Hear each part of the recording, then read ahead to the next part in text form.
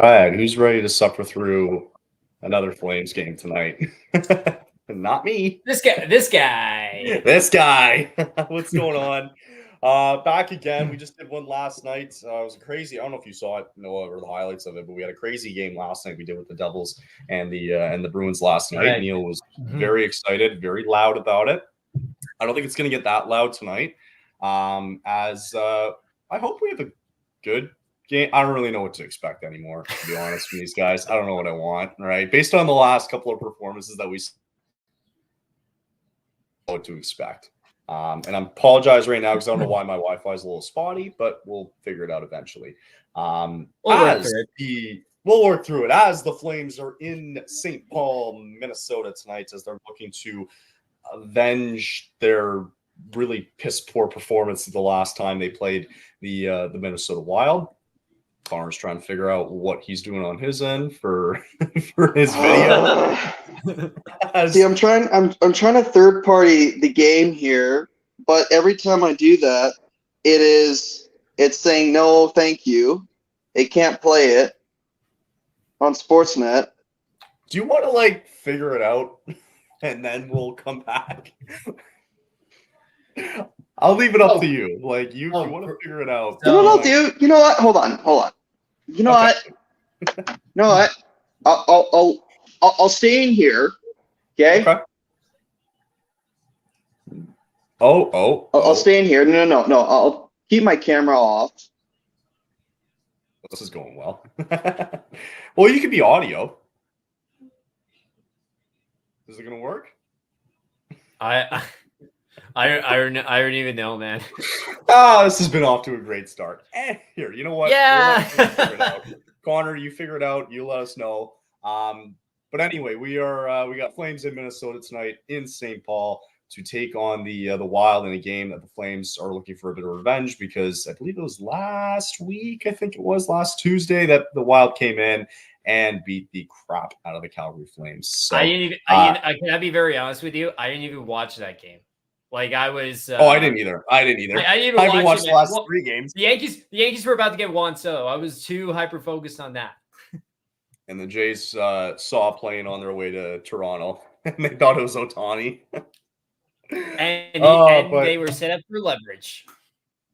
Pretty much. That's exactly both times. But yeah, so I don't really know what to expect anymore from this team. I just hope, I think for all of our sakes at this point in the season, we just hope they start losing, for the obvious reasons that we'll kind of get into. Why do I almost feel like tonight's going to be a win? It feels like it's going to go that way. It feels like a Flames win kind of night. And yeah, I hate it. Yeah, I agree. And I agree. Well, we did last week we did a stream. Before I get to the comments real quick, last week we did a stream where it was Flames Hurricanes, and we had a bunch of our Hurricanes guys on from the network, did the live stream, and they dominated the first 2 periods of the game. Yeah. And then the third period, Calgary decided, I guess we're going to just show up. I guess we'll show up. I guess we'll go get Blake Coleman, who's going to go score top shelf shorthanded. It's just one of those nights, right? And you could be right. It might be one of those nights because Liam has an early prediction. He thinks 6-4 Calgary tonight. Honestly, 6 goals is very, very generous. It's very, very generous.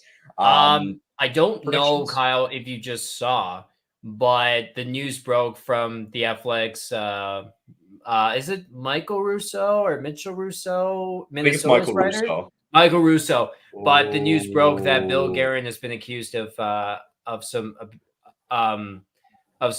basically shout and abuse within the Wild organization. So this comes at a really bad time. No way. Okay, I'll look for it. I got another breaking news, but it's baseball related. I don't know. I know you're a Yankees fan. Tyler Glasnow and Marno to the Dodgers. I hate baseball. MLB nerds had it first. It's ridiculous. But I wanted to see. Obviously, there was the firing of Craig Berube that happened yesterday or 2 days ago, and Jordan Kyrou wasn't sure how he felt about him. I'll probably look it up eventually about Bill Guerin, and we'll maybe kind of chat about it as this goes along. But so we have Liam here, 6'4". Jared checking in as well, too, wearing a Flames jersey. He said he got it last night, or he told us he got it last night. So thank you for wearing that. Other games that are currently going on right now, we got the Capitals and the Flyers currently tied at the end of one. Blue Jackets are currently up 2-0 on the Leafs, and the Carolina Hurricanes are up 1-0 against... I don't think it's Minnesota, because I think we're playing Minnesota tonight. Yeah, we're playing Minnesota. I think we're playing Minnesota, so I think he meant Detroit. RJ, we appreciate it, of course, every time. That's okay. It happens. But it's Carolina up 1-0 currently. I gotta say, though, send me the link through Twitter, because I think what I'm going to do is I'm going to talk to you guys through here, through my computer, and watch again through my phone. Noah, can I send it to you? And then you want to Yeah, sure. We'll do. Send it to my Twitter account, and then I'll forward it to him. Beautiful. Okay. By the way, Kyle, can I just say this about the Glasnow trade for a quick second here? They're gonna turn Pipiot and DeLuca into the next Randy Johnson and probably Willie Mays. They're just probably. This almost feels like Chris Archer. This feels almost like the Chris Archer trade again. This feels like for the Dodgers ALDS first round exit. NLDS. They're gonna lose to the 83-win Colorado Rockies or something stupid like that. I agree. Starting goaltenders tonight is Daniel Vladar and Philip Gustafson. Has Dustin Wolf started these last couple games? I know he did Carolina last week, but did he start the last two? He started against Vegas. Okay. Was he? Yeah. I know it was 5-4 overtime, but it definitely was not his fault. I'll just say that. It was not his fault, but it's with the best team in the league, I'll take a point out of that. It is what it is. Oh yeah, for sure. Well, thinking about the Wild too lately, it's they've been on the hot streak lately. Yeah, and that's the thing. And you know what? Just let them. And it's gonna be tough. It'll be tough with Philip Gustafson, especially in that too as well. And you're reminding me, because I think we're gonna need this tonight.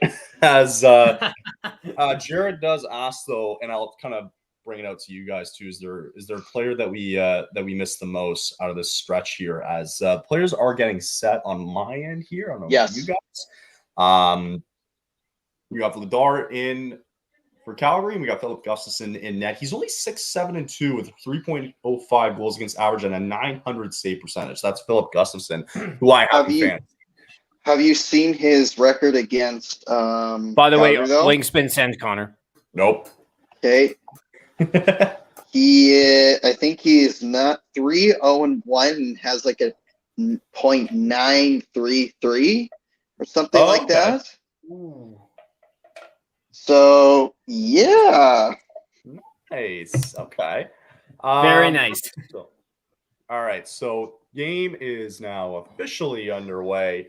As I wanted to answer Jared's question though, as we're getting underway here in the first, I'll reach out to you guys too. Yeah, no worries. Noah, maybe I'll just throw it over to you first. Is there a certain player that you missed the most? Doesn't have to be recent. Can be, back 10, 20 years ago, whatever. Is there a certain player that you missed the most? Well, I think if we're talking from a Flames perspective, probably Jerome McGinley or Mickey Kiprusoff. I think those are the obvious two that I agree. That I would say I missed.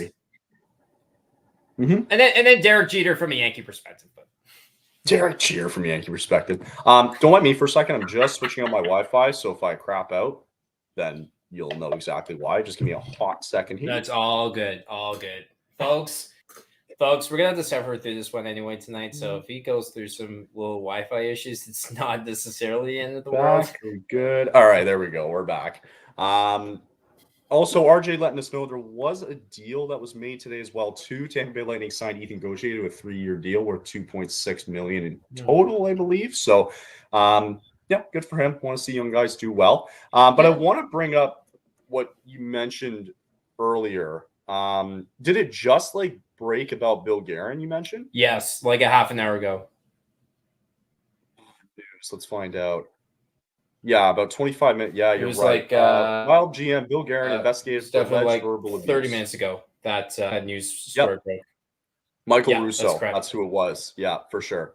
So I'll read a quick thing just in case for those of us who don't know. Bill Guerin, Minnesota Wild's president of hockey of operations and general manager, has been the focus of an investigation following a human resources complaint by an employee who alleged verbal abuse in the workplace. 5 team and league sources have confirmed. And then real quick, the alleged incident that led to the investigation occurred in late November and was reported to the team's HR department, which commissioned an outside law firm to investigate. 2 attorneys traveled to St. Paul and interviewed more than 15 members of the organization. It feels like it does feel like that per this investigation, that it is very serious, considering they had to fly out 2 attorneys to just interview 15 people within the organization. Like, if it was something small, like if he just said like the F word to him or something like that, then this is something that can be dealt internally. But because you're bringing guys from outside of the organization, clearly 2 attorneys that are being traveled into St. Paul just to do these interviews, it means something went down, right? Yeah. And just to kind of, and just to give a little bit more further comments on it, I just thought this was interesting, just kind of glancing over it. 2 team sources indicated that the investigation into Guerin's alleged behavior was complete, and the findings were delivered to upper management and ownership early this week.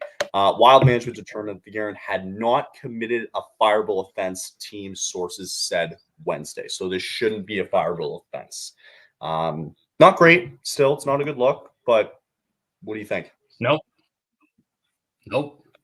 Yeah. Nope. Just nope. I don't know really what to think of it.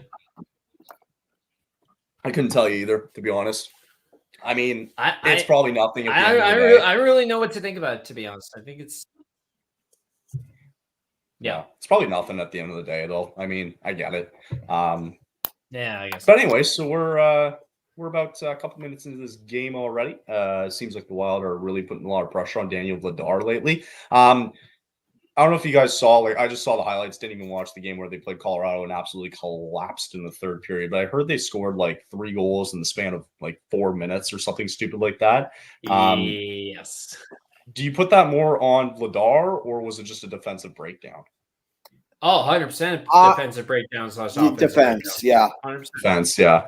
There is, like, if you saw about where, oh Jesus, so many gadgets. If you saw about what they were trying to do with their defense, try to spread out everything like that, just like even trying. I'm not even sure if they were trying at that point. I don't think they were even trying at that point. I think they said, "Oh, we have a 5-3 lead. We're all good. You know, we have great 3rd period, so don't need to worry about anything anymore." And And that was it. Yep, that was it. No, I agree. Yeah, it's pretty unfortunate. But the way it kind of stands right now, we haven't done one in a while. I think the last game that we did was like Dallas, like a month ago. And I figured Montreal, excuse me. That's right. Mm-hmm. I figured we'd do this one tonight because I don't think we'll be doing, like, I'll be doing probably some World Junior stuff, or we are going to be doing a lot of World Junior games coming up. So I figured, got nothing going on tonight, might as well just do it. But as we stand right now, probably a good sign, even though we're obviously not doing so well, but we are currently 7th last. And I say that because we are inside that top 10 protected range, which we need, because we need that pick. Sir. I don't think we can stress it enough, right? We'll probably trade for a Asian defenseman. Oh my God. Jesus Christ. And you know who's going to be included in that trade as well? Dustin Wolf. Yeah, probably. Yeah, very likely. Honestly, no, I agree. It wouldn't surprise me if down the road they trade him. I would hate it. I would hate it so much. Oh my gosh. Yeah, it won't shock me at all. So just looking at it as standings wise, so I'll just name the Western teams that we're ahead of. So you got Seattle, Minnesota, who, believe it or not, is still behind us. Oh, what? Did something happen? Sorry, I'm 30 seconds behind. My TV's ahead. 1-0 Minnesota. Oh, Yeah, let's go. Come on, please tell me. Is it? I think so. Yeah, it should be. Well, Vladar's playing the puck right now. Completely gives it away. Bad giveaway from Vladar. Early on. Yikes. It looks like it scores. Yeah. Not what you want to see, guys. Not what you want to see. Yeah. And I think that was Matthew Boldy who scores.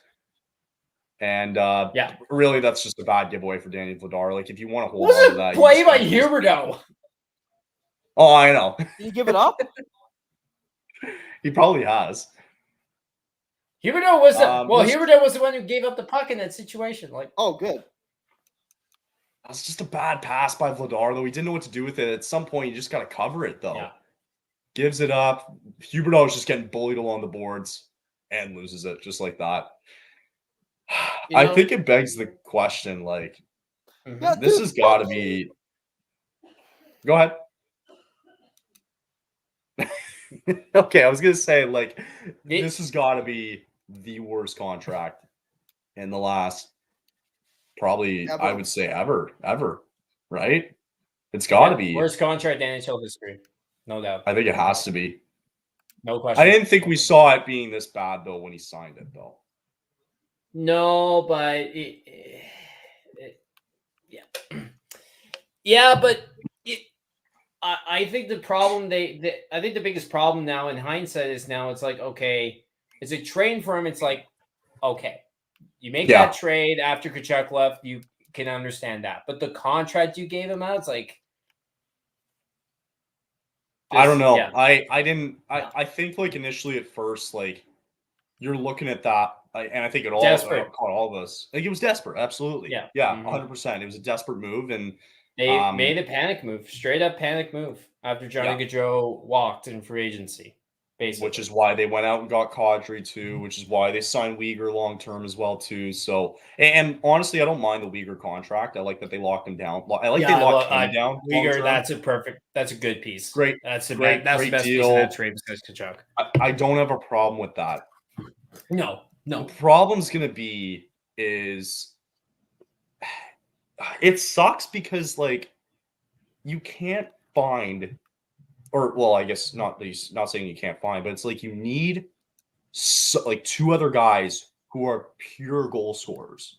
Yeah, because Huberdeau is not going to provide that. We've known that now for how long? For 110 games or so. Exactly, like we've known that.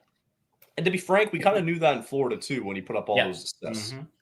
Yeah, which is what we should have expected. So, at what point, like, is it and like being realistic here for a second? I'll throw it to you guys.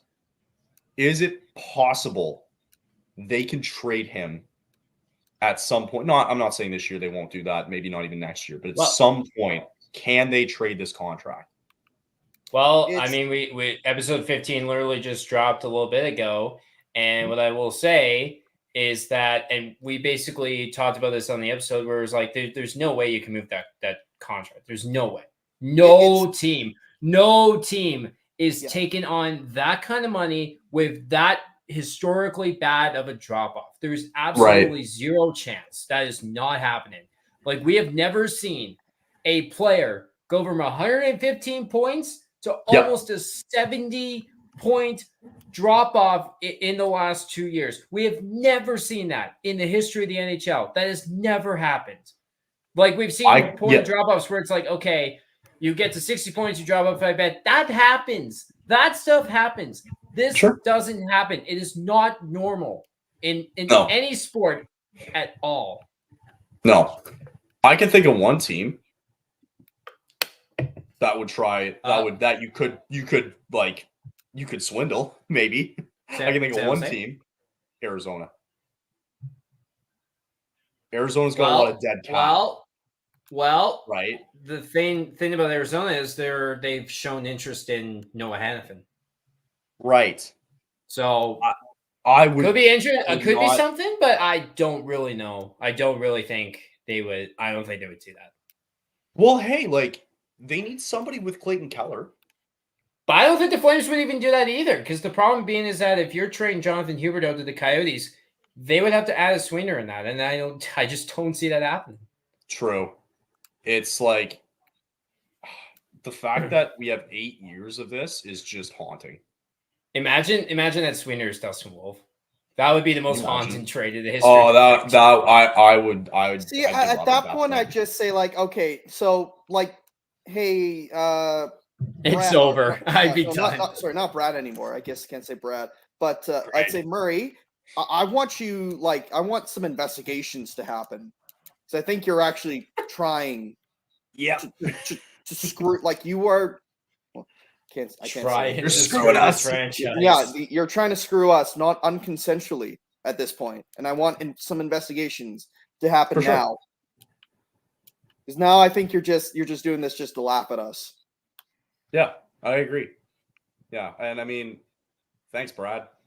Appreciate it. Thanks, Brad. Thanks, Brad. You gave us the worst contract in franchise history and then bailed. I can't believe he did that too. That's. I bet you. Like they said again, it was like.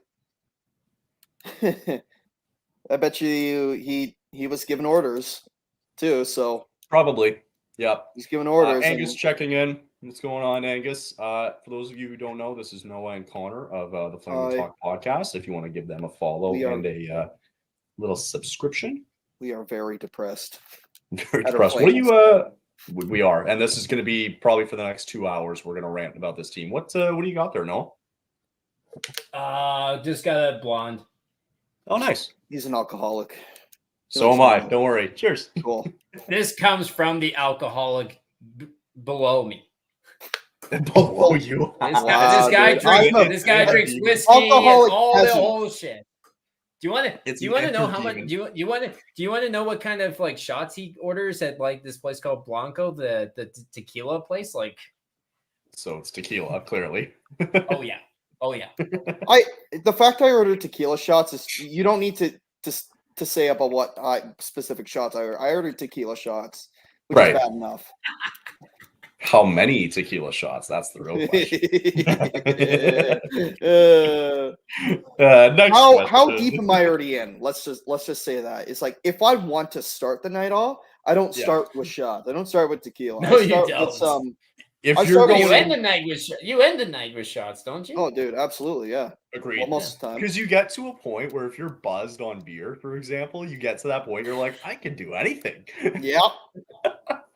I can do anything I want. And then at 3 a.m., you regret every decision you made that night. Anything you can do, I can do better. I can do anything better. That's the song. That's right. Update around the league real quick. Columbus currently at 3-0 on Toronto right now. Yay. Screw you, Brad. Oh, man. Geez. St. Louis up 1-0 on Ottawa, and it is still 1-0 Carolina on Detroit. Apparently, we don't have a lot of baseball lovers either, so. Man. Man. Baseball haters. Yeah, I'm surprised that baseball haters can go to hell. Yeah. I'm surprised the Leafs are kind of getting what they deserve here, down 3-0 against Columbus halfway through the second, compared to what they just did against the Rangers. Well, yeah, like I mean, man, they came in the Madison Square Garden, got a huge win the other night, and I guess the Rangers, who are a top 3 team in the league as well, like that's a big win for the Leafs the other night. Yeah. You know what's Isn't anyone surprised that the Philadelphia Flyers are like within the top 3, top 4 in the Metro? Isn't that wild? John Tortorella hockey, man. Yeah. Torts.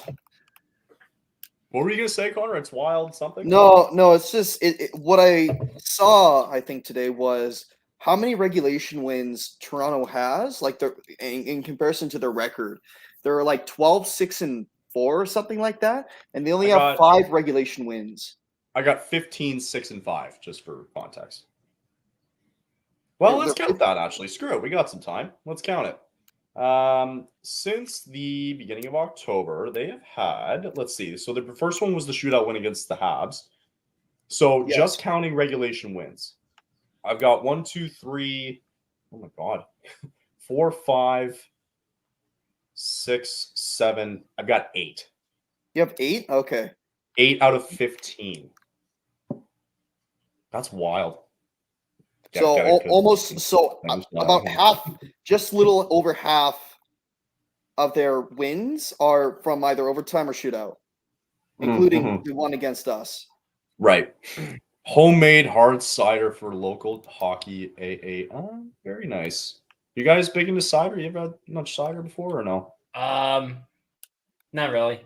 No. Yeah, I never really got into. I've had it. Like I don't mind it. Just not my preferred choice. But yeah. That's fair. Another update, real quick. It's now 4-0. Columbus. What are the odds? So, what are the odds? Speaking of Brad, what are the odds he makes a boneheaded trade deadline decision for the Leafs coming up? He's going to trade a first and 2 seconds for Chris Tanev. Oh, God. They need to go. They just like... Hey, Brad, we have someone named Jonathan Huberdeau. I'm sure he'll do really well in Toronto. You signed him. Yeah, honestly, you signed him, dude, and you can see he's doing great. If you stick Huberdeau on a line with Matthews and Marner, come on. Like, you don't think he would put up some points with that line? Yeah, maybe 5 more. Maybe 5 more. Well, Matthews and Nylander would do all the work, and then he'd just be like, here's a pass. Yeah. So, I'll throw another thing over to you guys. As much as we love to shit talk this team for the last couple of months, specifically the last couple of years, have there been any bright spots that you've noticed in the past couple of weeks? Connor Zary, Dustin Wolf, all the young kids. That's the only thing that's been the bright spot. And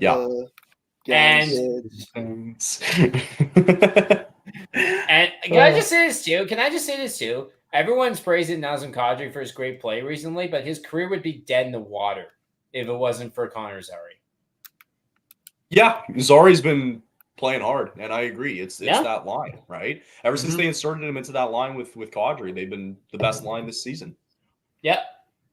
Connor Zary deserves all the credit. Yep, I totally agree.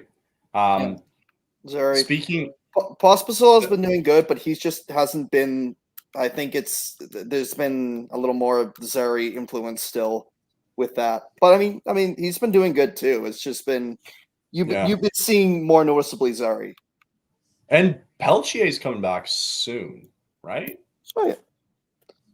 I think like in the new year. Yeah, they said January. I think. Oh, so New Year. Yeah. Okay. Yeah, that'll be nice to have him back. I'm excited to see him back and kind of get back up to speed. Yeah. At some point, though, it's like what I'm worried about the most with this godforsaken team is what happens if one of those 3 guys that need to be traded get injured. Like Tanev? Well, we've seen it already. We saw it already. Exactly. So there's one out of 3. Probably later in the period or maybe later in the game. Hannafin. Mm-hmm. And then who else? Who else are we looking to trade? It was Lindholm. Okay, so it'll be next game. Lindholm. Yeah. But at some point, I get wanting to play the waiting game, but it's we all know where this is going this year. There ain't no shot and you know what that we're making the playoffs. And if we do, I think we're all going to be pissed. I'll be verbally upset if this team makes the playoffs. I think we all would. So first round exit incoming in 4 games. I was going to say sweet. It'd be a sweep for sure. I'm sorry, there is no talent on that team like Jerome McGinley or even Craig Conroy or Glenn Cross there's no kind of talent where you see, there might be luck, there might be something there. There's nothing there. You got to go off real quick. To interrupt real quick, to go off your Connor Zary point, he's got 14 points in his first 19 career games this year. Mangiapane has 1 assist in the last 19 games. Washed. See, I defended him at first because I thought, you know what? I like the guy. I like the guy. I do. I liked his style of play, but he hasn't been using it. It's just been are you trying to be slower? I can't get a read off him, man. I really can't. Let's talk about this for a second. What do you think is going to happen to Dylan Dubé? Because something that was very well mentioned, and I'm very glad someone brought this up earlier today. And that's the fact that, okay, we all want Dylan Dubé to be DFA, traded, whatever, right? But at the same time, it's like, is any team going to be willing to take on a guy who's also a part of the 2018 World Junior team until that gets cleared up? I think they will, because I think it's been so quiet for so long, right? And I think he clearly is one of the guys that's involved. But, however, saying that, this is his last year of his deal. So it's not like we have to. I don't expect him. I don't expect him to get a contract anywhere else. I don't see it. I don't see it. So in that case, he'll just walk this offseason, and I think we'd all be okay with that. Yeah, I don't expect him to get claimed off waivers either. I don't expect him to get traded anywhere else, because I mean, like, what team's going to take that on? Like, I think, like, what team's going to take him on from that standpoint where he's just like, he's a fourth liner. He basically has like 3-4 goals so far, or something like that, and like 4 assists for 8 points. Like, yeah, I think he'll get another kick at the can somewhere else. But to your point, I don't in Russia maybe he'll yeah in the K. I think he'll fade out eventually though. Like, I think somebody will kick the can at him and see what happens. But I mean, he's only carrying a $2.3 million hit right now, and luckily he'll go this offseason. But damn, like, I can't believe Huberdeau's taking up 12% of his cap. So I just got cap friendly up here. That's why I love cap friendly so much. Can you believe that Andrew Mangiapane, with the stat that I just said, where he's got 1 assist, right, in 19 games, he's getting paid $5.8 million a year for the next 2 years? Yay! Pain and suffering. Oh, God. Pain and suffering. And the guy right below him is Mikael Backlund. And Blake Coleman actually is making more than Backlund. At least Coleman's doing something. Correct. Yeah. That's a sad reality. That's a sad reality. I mean, I think, like, at some point, though, you have to trade Coleman and, like, a second-round pick just to get rid of him. Yes. 100%. It's going to be the reality of it, right? And 100%. Like you mentioned, like, if at some point we want to get rid of Huberdeau, if he continues this way for the next fucking 8 years, then it's over. Dude, you're going to have to. It's fucking over, man. Jonathan Huberdeau's career is done. It's done. It's done. He'll never find it ever again. It's over. It's pretty unfortunate. 100% it is, but it's over. It's over. It's until he goes to a different team, and then all of a sudden he finds his 100+ point career again. You just watch. Do you think that we'd be in this situation had Gaudreau signed? Well, that's a tough question, because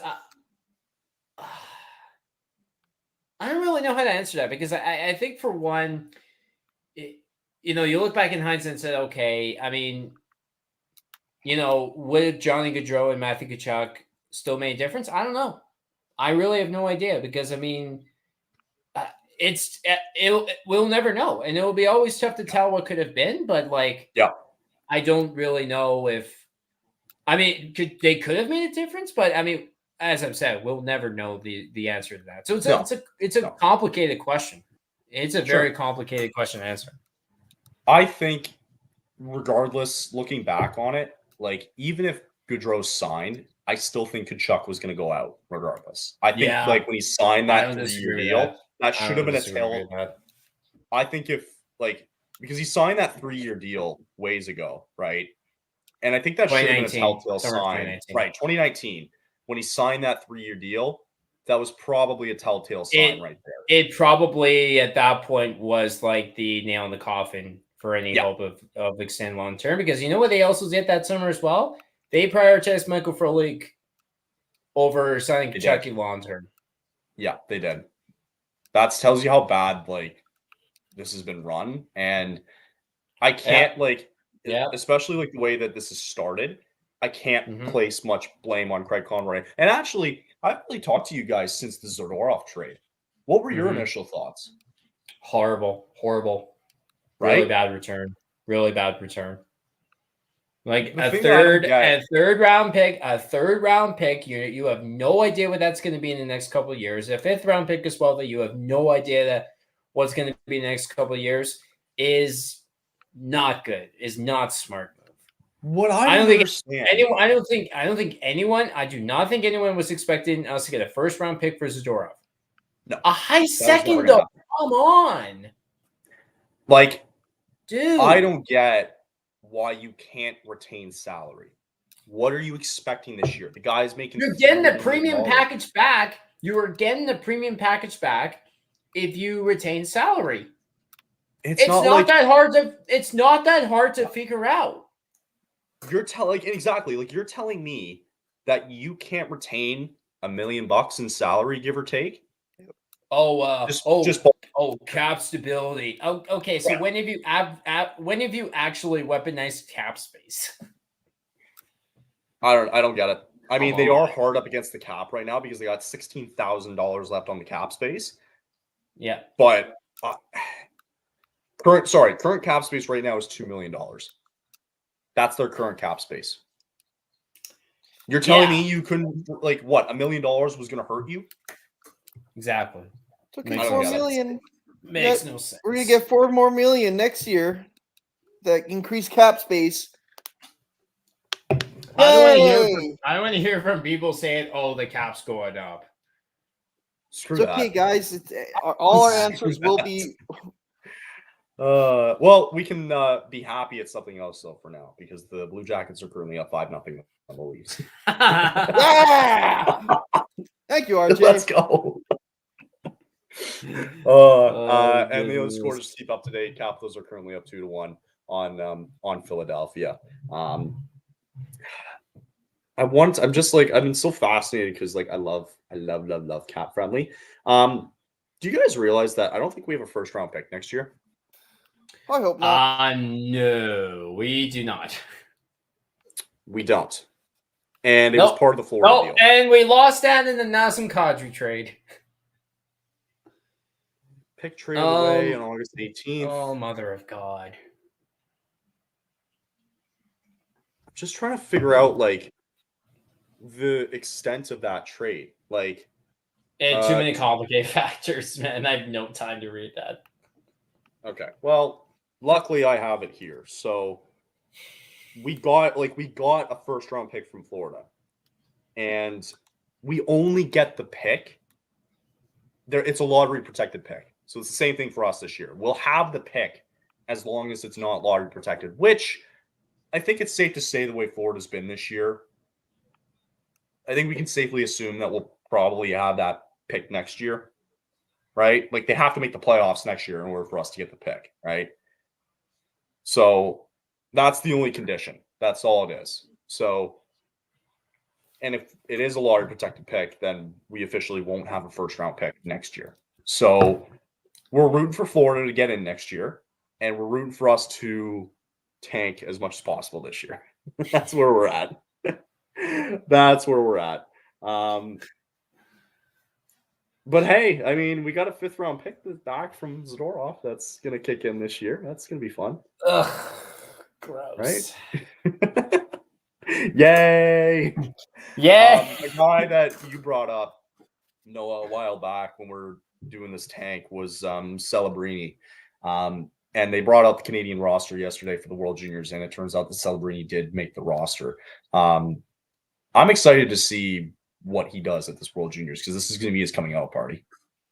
Oh, absolutely. I think he's been pretty highly touted to go first overall, but I mean not to the same extent as a Connor Bedard last year, but he's pretty highly touted by a lot of scouts for sure, though, to go first overall. And we'll see if he though turns out to be that kind of generational player that you're like, okay, he can be that same guy like Bedard is, but right. Has there been other guys mentioned already? I know it's super early, but like, has there been other guys mentioned that are like other guys on the team? Because I hear Celebrini is number 1. This is the December rankings that they have. Cole Yzerman? Is that another guy? Yzerman, yeah, Yzerman, yeah. No, he's sounded to be pretty good as well. He was not selected to the U.S. World Junior team this year. Oh, that's not good. Yeah, he was not selected. Yeah. Wow. Interesting. We got 2 Russian guys that are 3 and 4. Some other Russian who plays for Michigan State at number 5. If we're currently at 7, they have Konsta Halinas from Finland. No idea who he is. So yeah. Do you know, by the way, that the San Jose Sharks are 5 points back? God, I hope they pass us. I really do. They're gonna pass us next week. I know. Well, nothing's really happened ever since that first goal, to be quite frank. Got about 20 seconds left here in the first period. Shots are 10-8 for the Wild right now. And don't worry, because there's going to be no change in score, because I just got a freaking update saying, it's ended first, by the way. Oh, well, that's okay. I only got 10 seconds left anyway. So there's no update. There is nothing. You get nothing. It feels like one of those nights now after seeing the first period that Gustafson's going to get a shutout. It would not shock me at all. Oh my God. End of the first period though, Wild do lead 1-0. I would say thoughts, but I don't think there was a lot really to unpack there in the first period, to be quite frank, unless you guys have anything. Nothing really. No. Except just yeah. Yeah. Fair enough. Well, I am going to take a break. We'll do 2 commercials, and we'll come back, and we'll probably rage about this team all night, and we'll do a little bit more. Yay! So Yay! We'll be back in 3 minutes.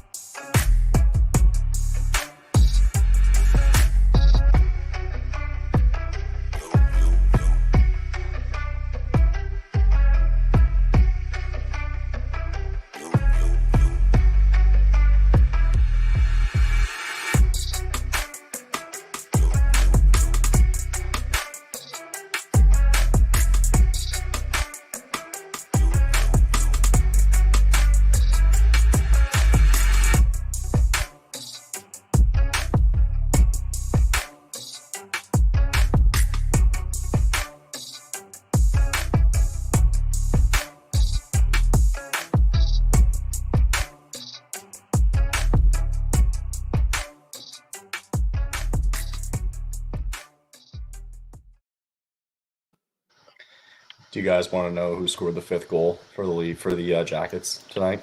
Oh, please tell me. Johnny Gaudreau. Johnny Gaudreau. Yeah. Oh my God. Yeah. It was funny. I was just watching and it was like right at Samsonov and it like hit like his shoulder or whatever and then just like skipped right over him and into the net. It was so bad. Oh, fantastic. So Samsonov is back. He is back. It's they're ripping him to shreds though right now, Leaf Land. It's unbelievable. And like Connor mentions here, by the end of tonight, somebody's gonna have a missing persons report for Steve Dangle. It's a pretty bad scoreline for Leafs tonight. God, I don't know. I can't make out that team, man. It's crazy. Like I know you mentioned it earlier, like the Flyers being kind of where they're at, right? Like with standings wise, they're still second, third place in the Metro right now at 33 points. They're 15, 10, and 3, which to your point, like it is very surprising. And the Leafs currently sit third with 35 points at 15, 6, and 5. Man, if they lose tonight, it just like the Red Wings are 1 point behind them. If they can find a way to win, like, is there a possibility this team misses the playoffs? I don't know. There's no stretch. I wouldn't go as far as saying that, at least not yet. But like, I don't know, man. I don't know. You're 5 goals to the second worst team in the Eastern Conference. Well, let's see about this camera because that's pretty bad. I know it would be funny if they. Oh, dude. Yeah. It sucks that the Oilers are doing well again because I would have loved to see McDavid to just say, you know what, I'm out. See ya. But I don't think it'll matter. Matthews. Yeah, I don't think it'll matter with Edmonton. I think they're going to get exposed in the playoffs again. Unless they make a goaltending change. They'll get exposed, and it won't shock me. Jacob Markstrom. Yeah. Oh, you can't trade him to Edmonton, though. You can't. Would you? If they give us a first round pick, I'm not against. I actually would not be against it. I don't know, man. I wouldn't even do that. If they trade us Evan Bouchard and the first round pick to the Flames for Jacob Markstrom, I'm taking that deal and I'm running away as far as I can. Yeah, I think if it was that specifically, then yeah, I'll. Something you got to remember too, though. Something you got to remember in past history, the last couple of years, is the Oilers had significant interest in Markstrom when he was a free agent. That's true, and I mean, shouldn't forget that. To be honest, like they'll probably have some interest, or somebody's got to have interest in. Like it's come up that I think, who was it? We were saying last night that John Gibson's seen interest between New Jersey and Carolina, so they're already desperate for goaltending because of how bad their goaltenders have been this season, right? So why aren't we picking up the phone like, hey, how's it going? we got Markstrom here for you. Yeah, and hey, Dustin Wolf and Dan Vladar tandem, I would be so for. And that's the thing. We all talk about Train Vladar, but it's like, why aren't we talking about Train Markstrom? Markstrom was the one that needs to go. I agree. Absolutely. 100%. This needs to be, I don't get, like, you have to know when you've been bested, right? And it's gotta be a fire sale coming. If we don't see a fire sale coming up at the deadline, I'll be pissed. You got to, right? I don't expect it. Because I just don't trust his ownership. Yep. But the reality being is like would be in the same category as you. I would just be like, I haven't trusted this ownership since 2004. Let's be honest here, right? Well, yeah. Well, yeah. No. I mean, I think it's a curse and a blessing that we had our run in the 2004. Yeah. Can you imagine if we won the cup? I've said it. I've literally said that 04 was the best and the worst thing that ever happened to this franchise. I mean, we kind of did win the cup in Game 6. Let's be honest. I mean, we did, but we won't. No. One thing I'll mention to you guys is there was still 6 minutes left in the game. True. Fair enough. And you had to you had to go up against Vinny Lecavalier and Murray St-Louis. Yeah, You had to hold them off. You had to hold them off for 6 minutes. Former Flame. There you go. Martin St. Louis. Mm-hmm. Connor brings up them. Makes me feel like crap though that the Canucks were outplayed by the Leafs in Columbus, and Columbus knew exactly how to crush them. What a strange league. It's certainly an odd one, my friend. It is professional. This league's a shit show. Or not. I mean, you could be worse. You could be the NFL where you think, the top team is supposed to, be dominating, and then all of a sudden you have one of the bottom league, and they're like, why are they keeping up with this? Like, with the Eagles, like it could be the NFL because the NFL surprises me every day. It's like, yeah. It's like what's the score? Or you could be Major League Baseball and think like, okay, we got expanded wild cards here. If we just get in that one wild card position, anything can happen. If it was like MLB, right, with the no cap, who do you think the Dodgers would be in the NHL? That's a good question, actually. I'd like to know the cap. Right? That would be interesting. I'd like to know about probably the no Leafs. Cap. Probably the Leafs. I don't think it'd be a Canadian team. Would it not be? I don't know. No, I don't think so. Well, the Dodgers do the same thing now that we used to. We literally were the ones who invented it. Right. I don't know. I mean, just looking at it, like it's got to be an original six. Maybe an original 6, I think. It would be an original 6. I think it would be the Leafs. It would be the Leafs. No, I think the Blue Jays would be the Leafs. No. In terms of spending. Oh, spending. Blue Jays, yeah. In terms of spending. We're talking about spending. But no, that makes more sense. The Dodgers would be the Leafs if we're talking about spending. But if we're talking about spending, we did give 10.5. I thought we were just talking about no, but that I agree about reputation and their history. Then it would. Right. But people would say, well, the Leafs are the Yankees of the NHL. I'm like, do not compare us to the Leafs. Not in a million years. Do not compare us to the Leafs. Stop it. It's not even close. I don't know. I don't know who that would be. Yeah, do you have 27 rings, Leafs? No, you don't. No, you do not. I don't know who it would be, to be quite frank. I don't know. That's a good question. Maybe the Habs. I was going to say the Habs next, to be honest. It'd be the Habs. Oh, yeah. It'd be the Habs. Habs all the banners, all the championships, all the retired names. Like, it wouldn't shock me if it was the Rangers either. Well, from a spending perspective, yes. Yeah. Marketable, like you're in New York City, like, yeah. Mm-hmm. Yeah. I think the Rangers would definitely be one of those teams. Yeah. Let's talk about this, for example. Let's talk about this though, about Connor McDavid for a second here. But do you think he walks in free agency?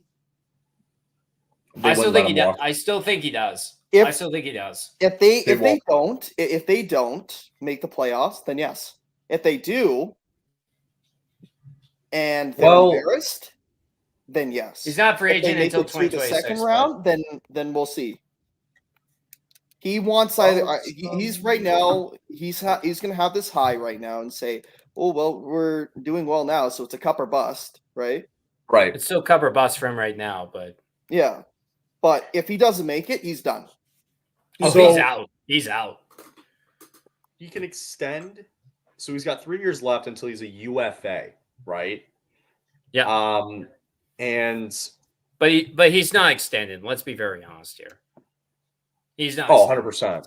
He won't extend if it goes south. This comes from Flames fans, I know, and people are gonna be like, "Oh, you're Flames fans." I'm like, okay, but what have the Oilers done that tells McDavid, okay, please stay with us for another 8-10 years, please, pretty please? Here's going to be the sign. Dreisaitl's contract ends in 2 years at UFA. Can you imagine if he either wants out or by the end of his current contract, he goes to LA? Wouldn't shock me. Dude, Ohtani and McDavid in the same town in LA. That's just madness. Like, that's insane. Dude, I'm mentioning that it does make hockey players way more cost effective. Yes. I completely agree.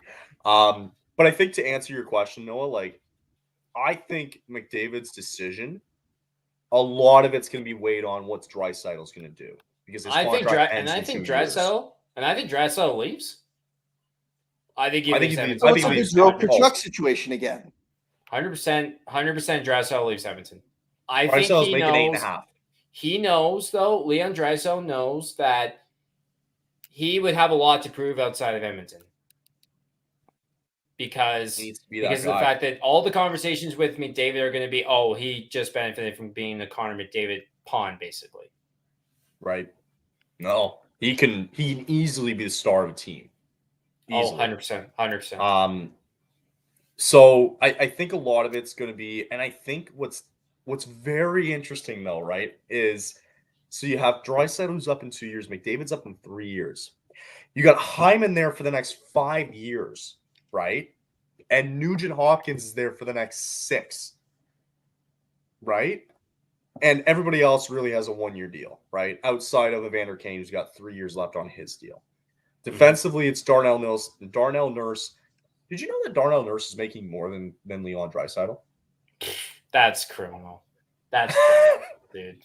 That's crazy, right? That's insane. Well, I don't know.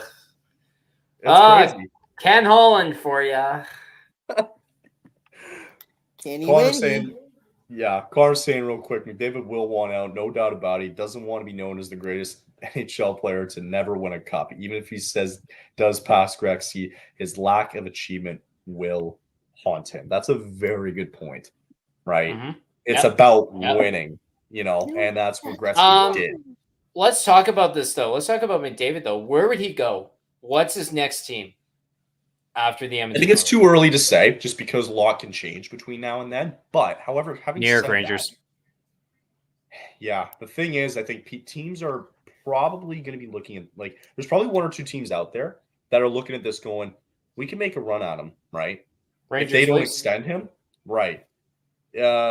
Rangers makes a lot of sense. I think probably a high market team is going to clearly want McDavid. I think it's between. I think it honestly will be between Rangers, Leafs, in that perspective. I was going to say my second choice is Leafs. They would, but you can't because Matthews' contract is still. They're paying the guy. He's the most highest paid guy in the league for the next 4 years now. Starting next year. Tavares is coming off the books though by 2026. Okay, so he's coming off the books, and you have to see how much that frees up. But it's but then you're going to run into the situation that they have right now where you're having really bad goaltending and you can't buy players defensively. Yeah. So, but no, but I get what you're trying to say though. It does seem like obviously hometown kid, blah, blah, blah, wants to be there, right? Someone they mentioned too about the Rangers, by the way, is Trouba and Panarin. They also come off the books that same year too. Trouba and Panarin, man. Yeah. You're right. I think they're probably going to extend Panarin. They're extending Panarin for sure. They're going to extend Panarin for sure. But yeah. Oh yeah, 100%. Yeah, he would be the popular pick. Connor's saying Pittsburgh. That's not bad. Whoa. You know what? That's interesting. You go from Crosby to McDavid. Okay. Mm-hmm. They'll need the replacement for when Crosby calls it a day. You know what? That's not bad. That's not the craziest idea. That's not out of the realm of possibility. I think but you know what's funny is that's a Kyle Dubas move. And you would have thought that Kyle Dubas would have been the guy to bring Connor McDavid to the Leafs. Correct. So, man, you know what's crazy is that Malkin's contract ends the same time as McDavid's does. Crosby's ends in 2 years the same time Draisaitl's does. Crosby's going to Montreal.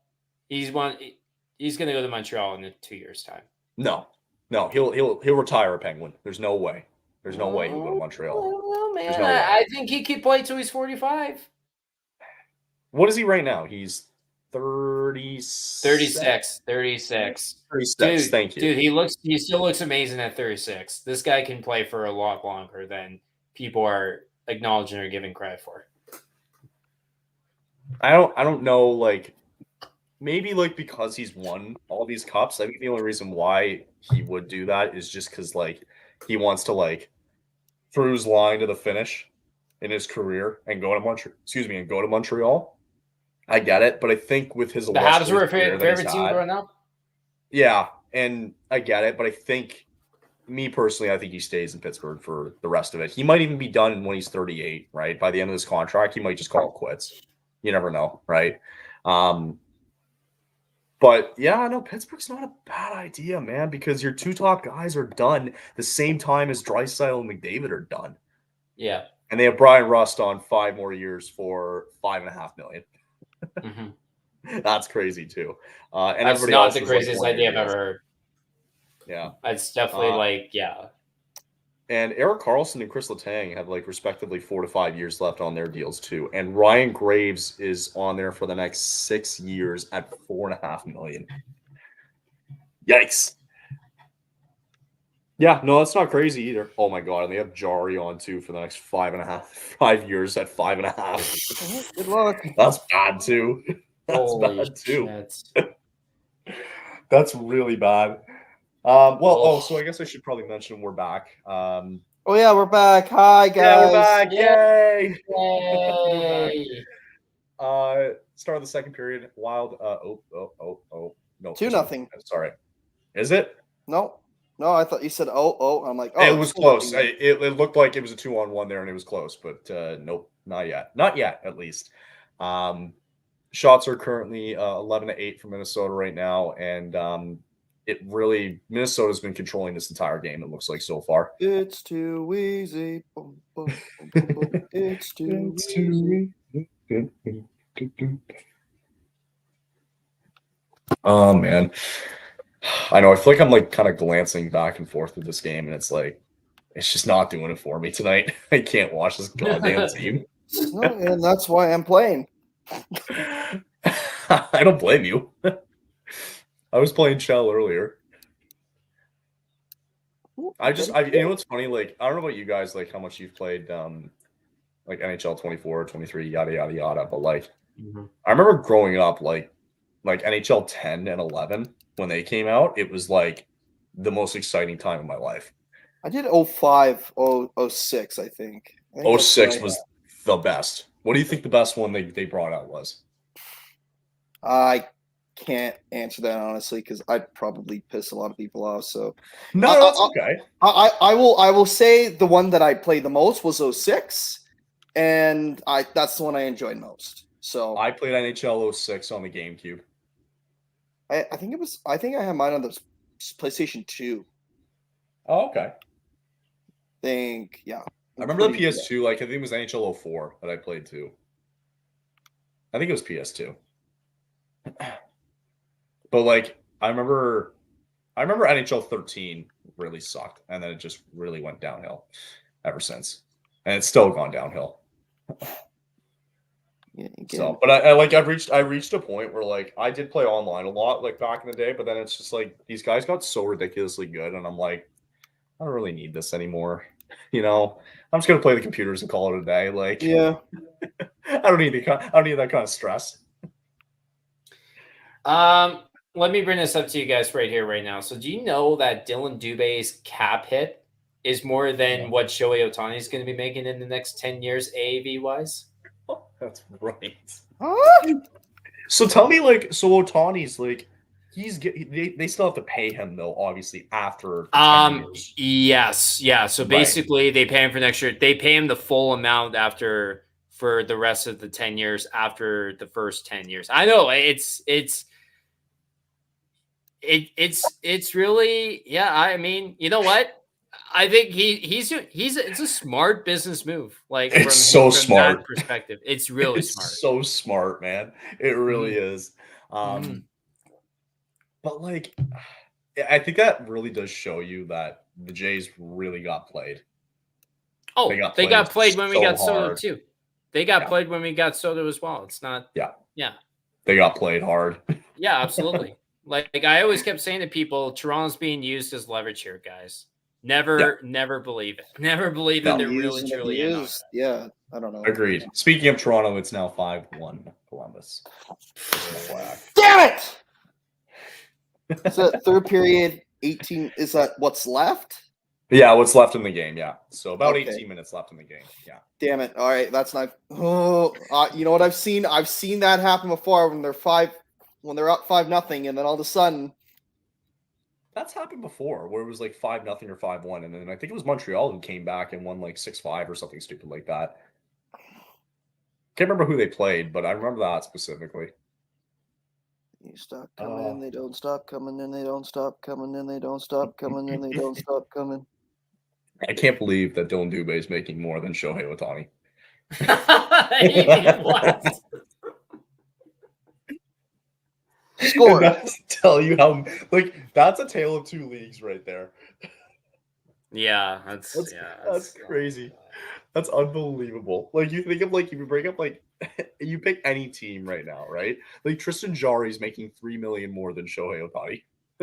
Oh my god. All right. I mean, I gotta bring up one more. No, I gotta bring up who is it? I'm just thinking of a guy because we were talking about Edmonton. Who is it? Warren Fogle. He's making more than Shohei Ohtani. Shut up, Fogle. Jesus Christ. Warren Fogle makes more than Shohei Ohtani. Oh my god. That's unbelievable. That's wild. Cody Ceci and Brett Kulak are both making more than Shohei Ohtani. That's nuts, man. Seriously. That's crazy. Dylan Dubé makes oh my god. He makes $2.3 million. He makes $300,000 more than Ohtani. I can't. Luckily with him though, like for Dubé, at least he can just walk. I think all of us can kind of just say we don't care. He can go. Then someone's going to pay him $700 million with deferrals for the next 20 years. Yes. The good thing, though, is that he's an RFA. So if we did want to get anything out of him, we can still do it in the off season, right?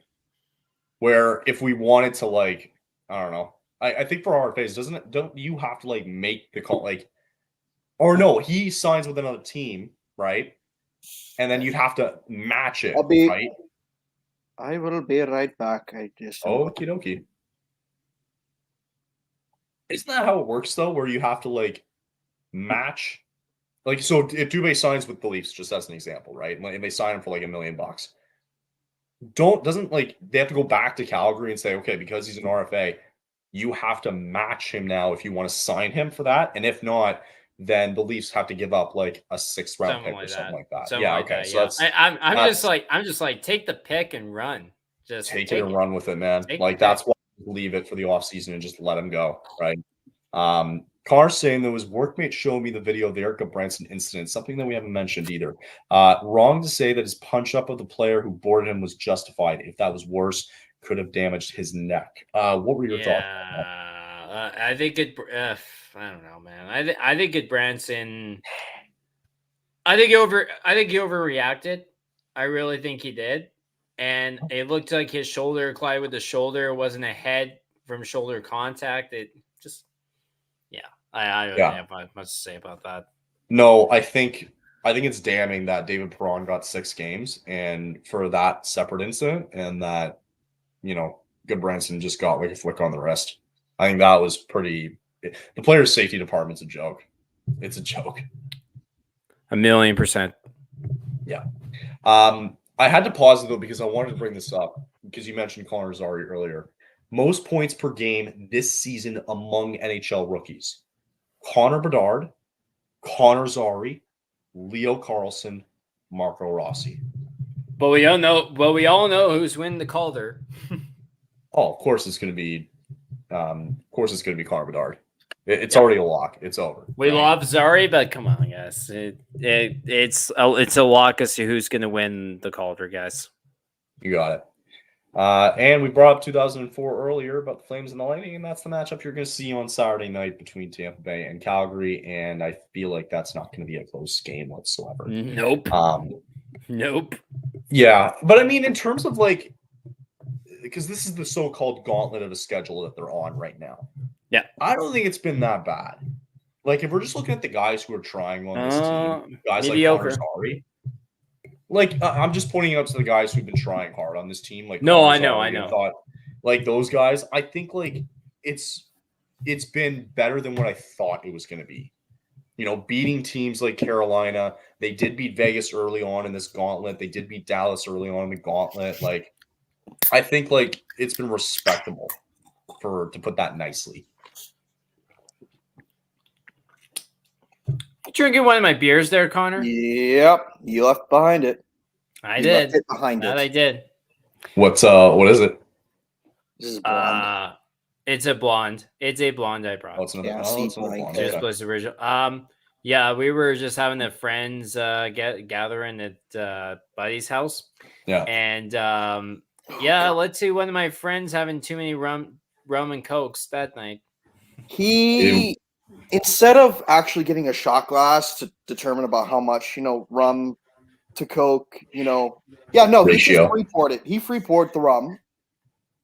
And next thing you know, I'm looking at it and I'm like, hey, bud, you feeling okay? Because he's looking a little sleepy on the couch. He's like, yeah, I'm okay.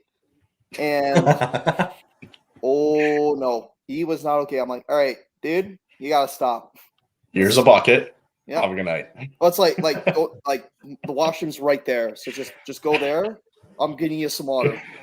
We all know it's a hassle though just to get to that bathroom though if you're there. It's a good thing I have a 600 square foot apartment because otherwise it would not. It's the biggest workout. Yeah.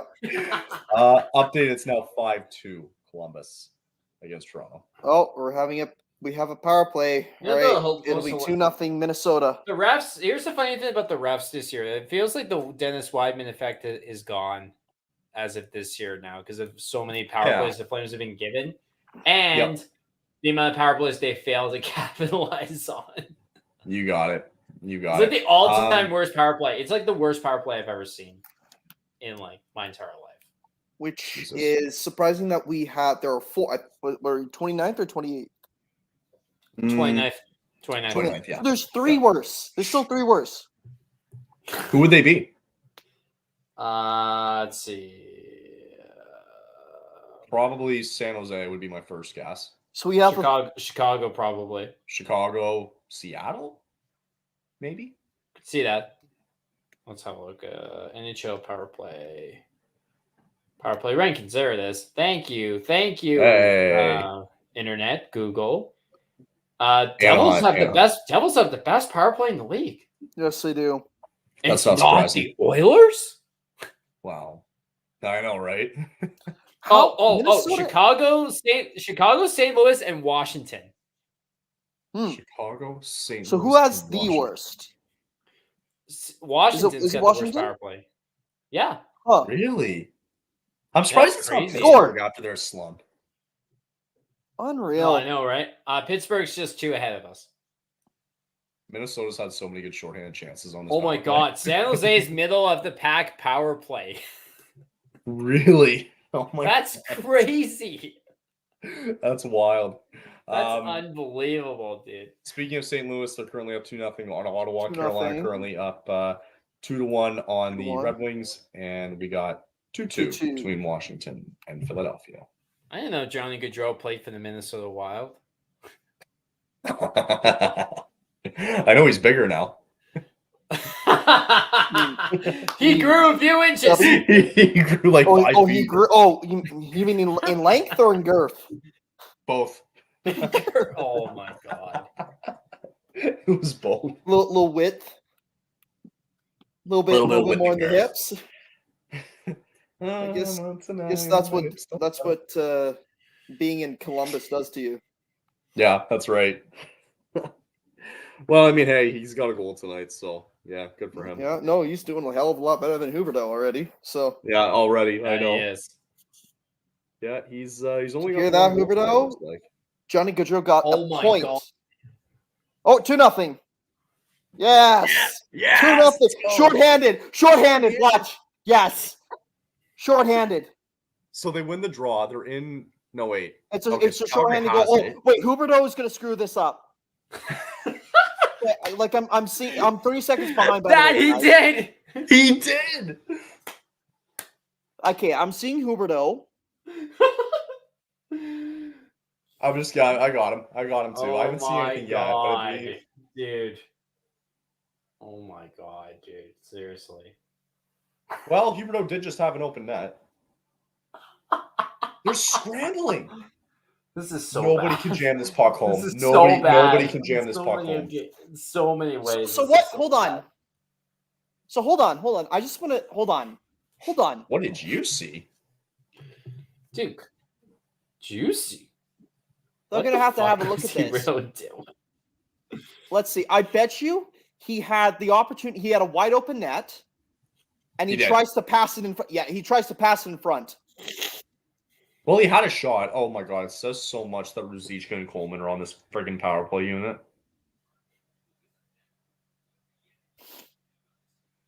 Oh my god. Tries! Oh my fucking god. He did try to pass it too. He tried to pass it. God. Oh my god. It says so much when you know that everybody's just screaming at him to shoot the goddamn puck, and he won't. We're signing in NHL history.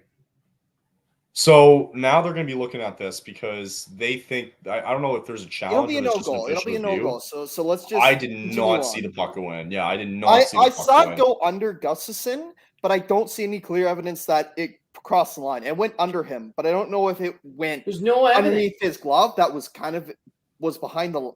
It's not a goal. But I can't see it. Yeah, it has to be conclusive. So It's not conclusive. By the way, guys, Huberdeau and Gaudreau actually are tied in points. Just FYI.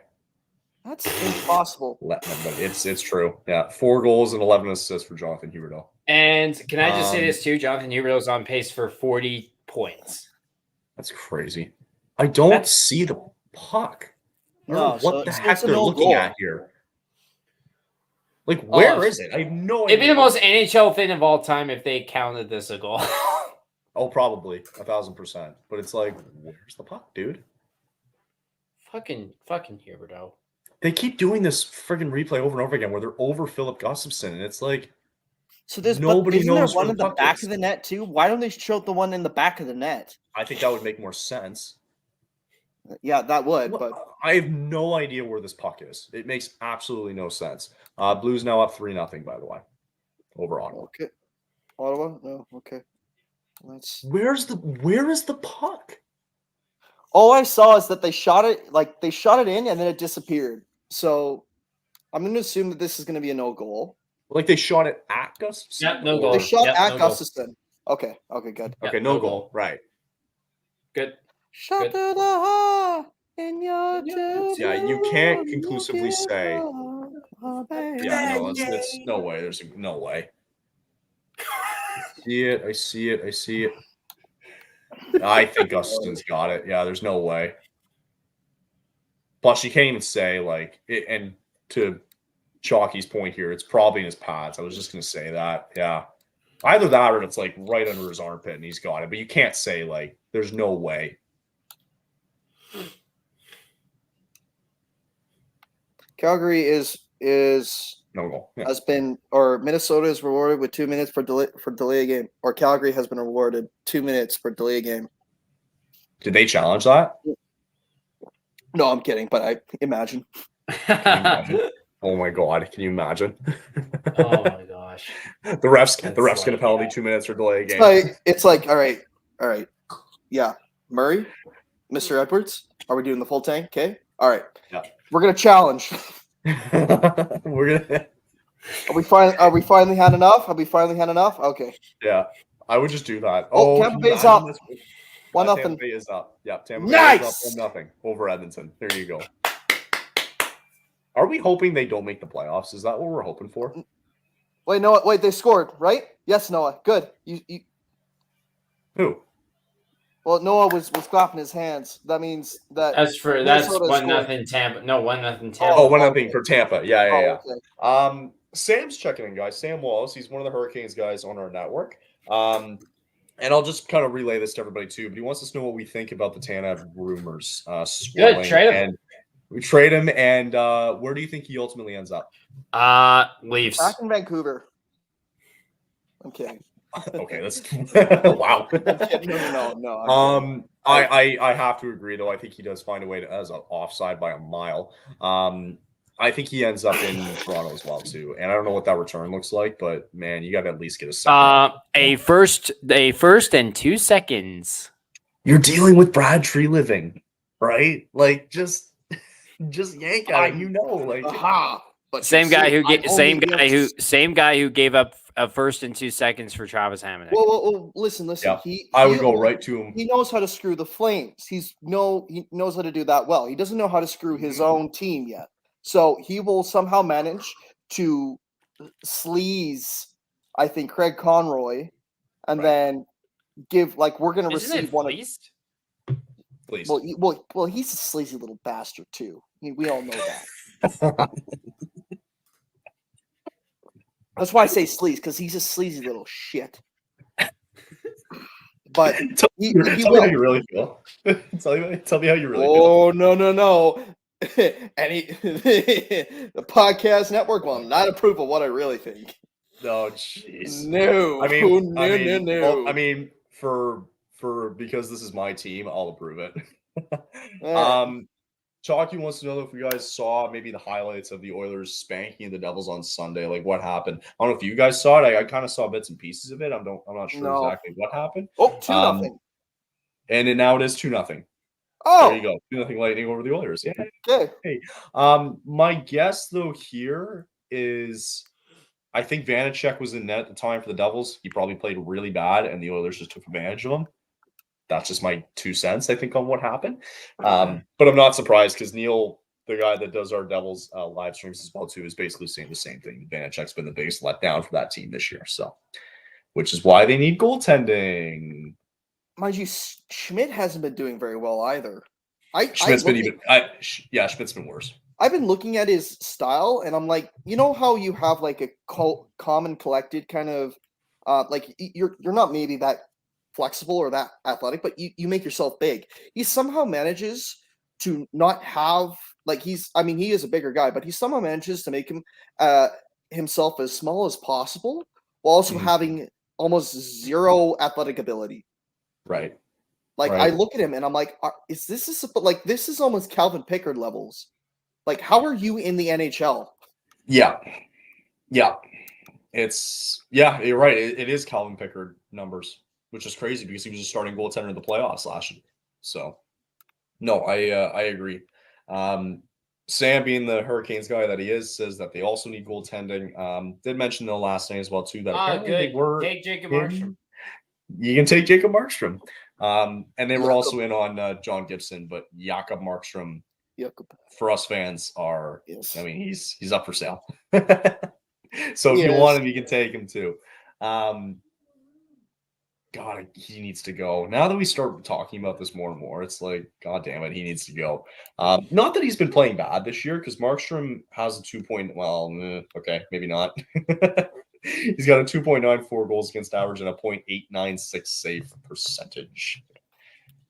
Vladar is slightly worse, and Dustin Wolf actually almost has similar numbers to Jacob Markstrom, so not bad.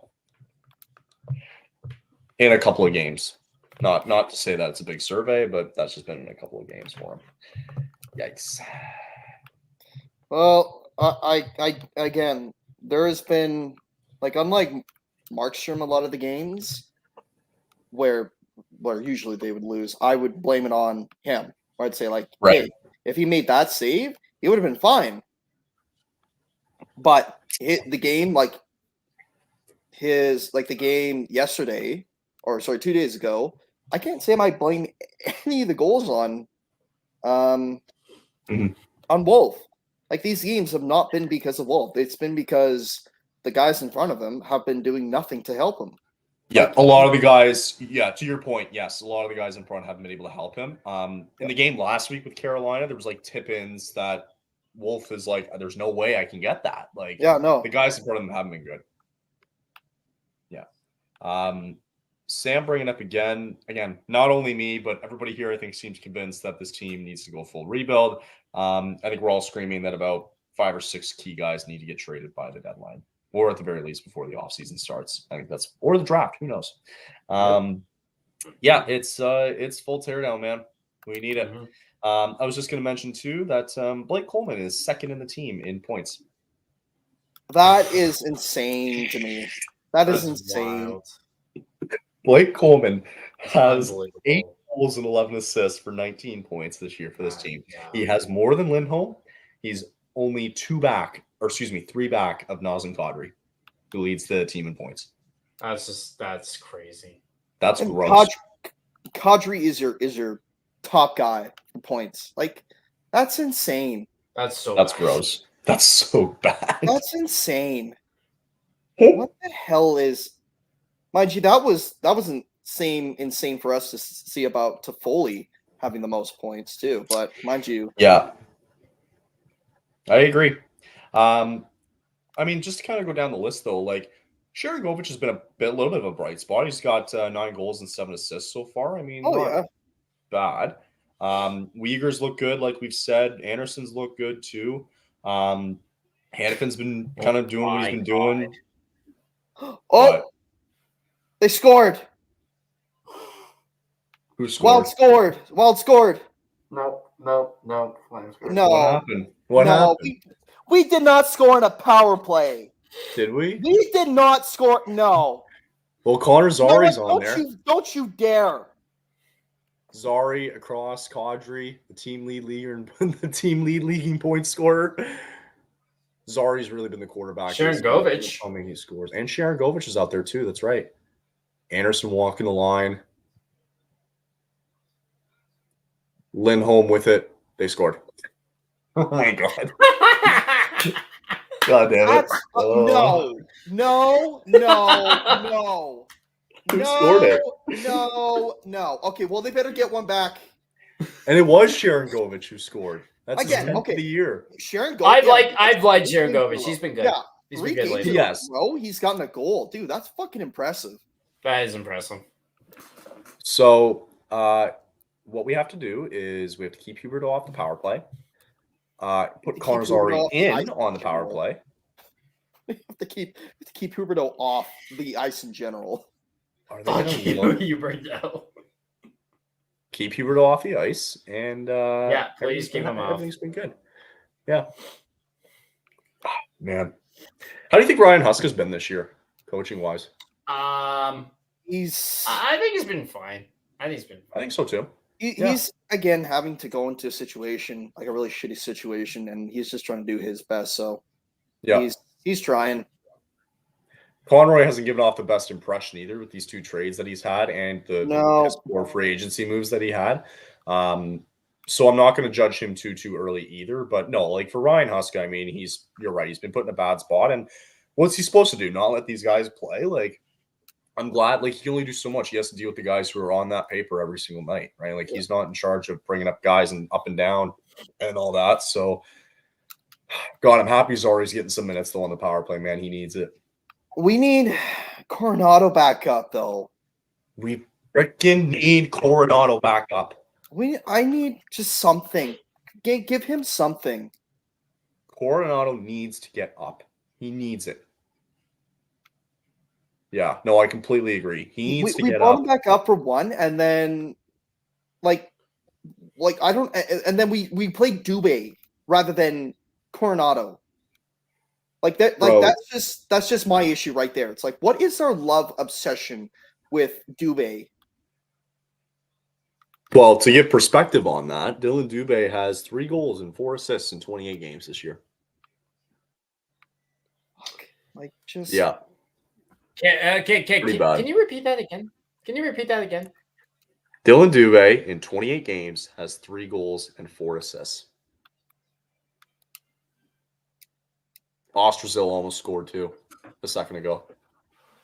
Wow. On another chance, Sharangovich. Oh my God, what a save. That was a good save.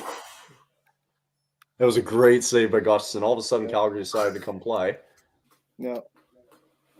God, it's like, I don't know what it is, but it's like,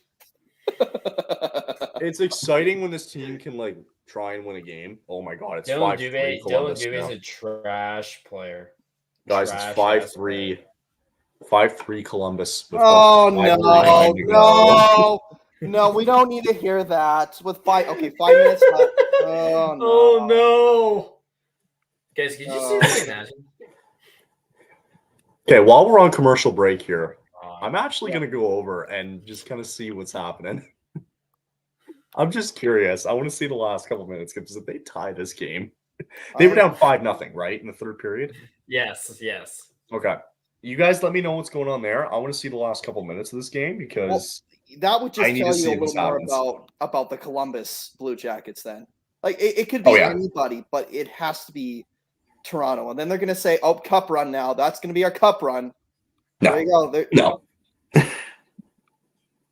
Oh, my God. So that was Sharon Govich's 10th goal of the year, guys. So that now catapults him to he's now fourth in points for the team. Okay, that's insane. So, but I mean, hey, good for him. Like, I'm glad he's playing well. Yeah, dude, fuck. Keep it coming, dude. How many years left does he have on his contract? Or did we send 3? Was it 3? Yeah, he's got 3 years. Yeah, you got 3 years on. Okay. Yep. Well, if he keeps it coming, man, dude, we'll take it. Yeah, I agree. You got to rally around Sharon Govich.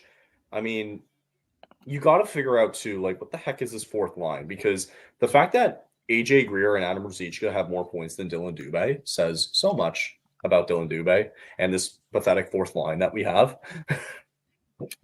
It's so bad.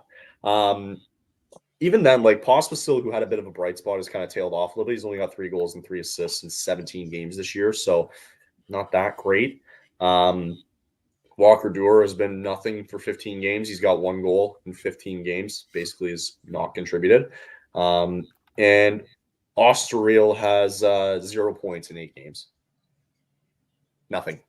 The guy that we signed in free agency doesn't have a point. The one guy that we signed this offseason doesn't have a point. How do we have 22 shots? That just tells you how much I've been paying attention.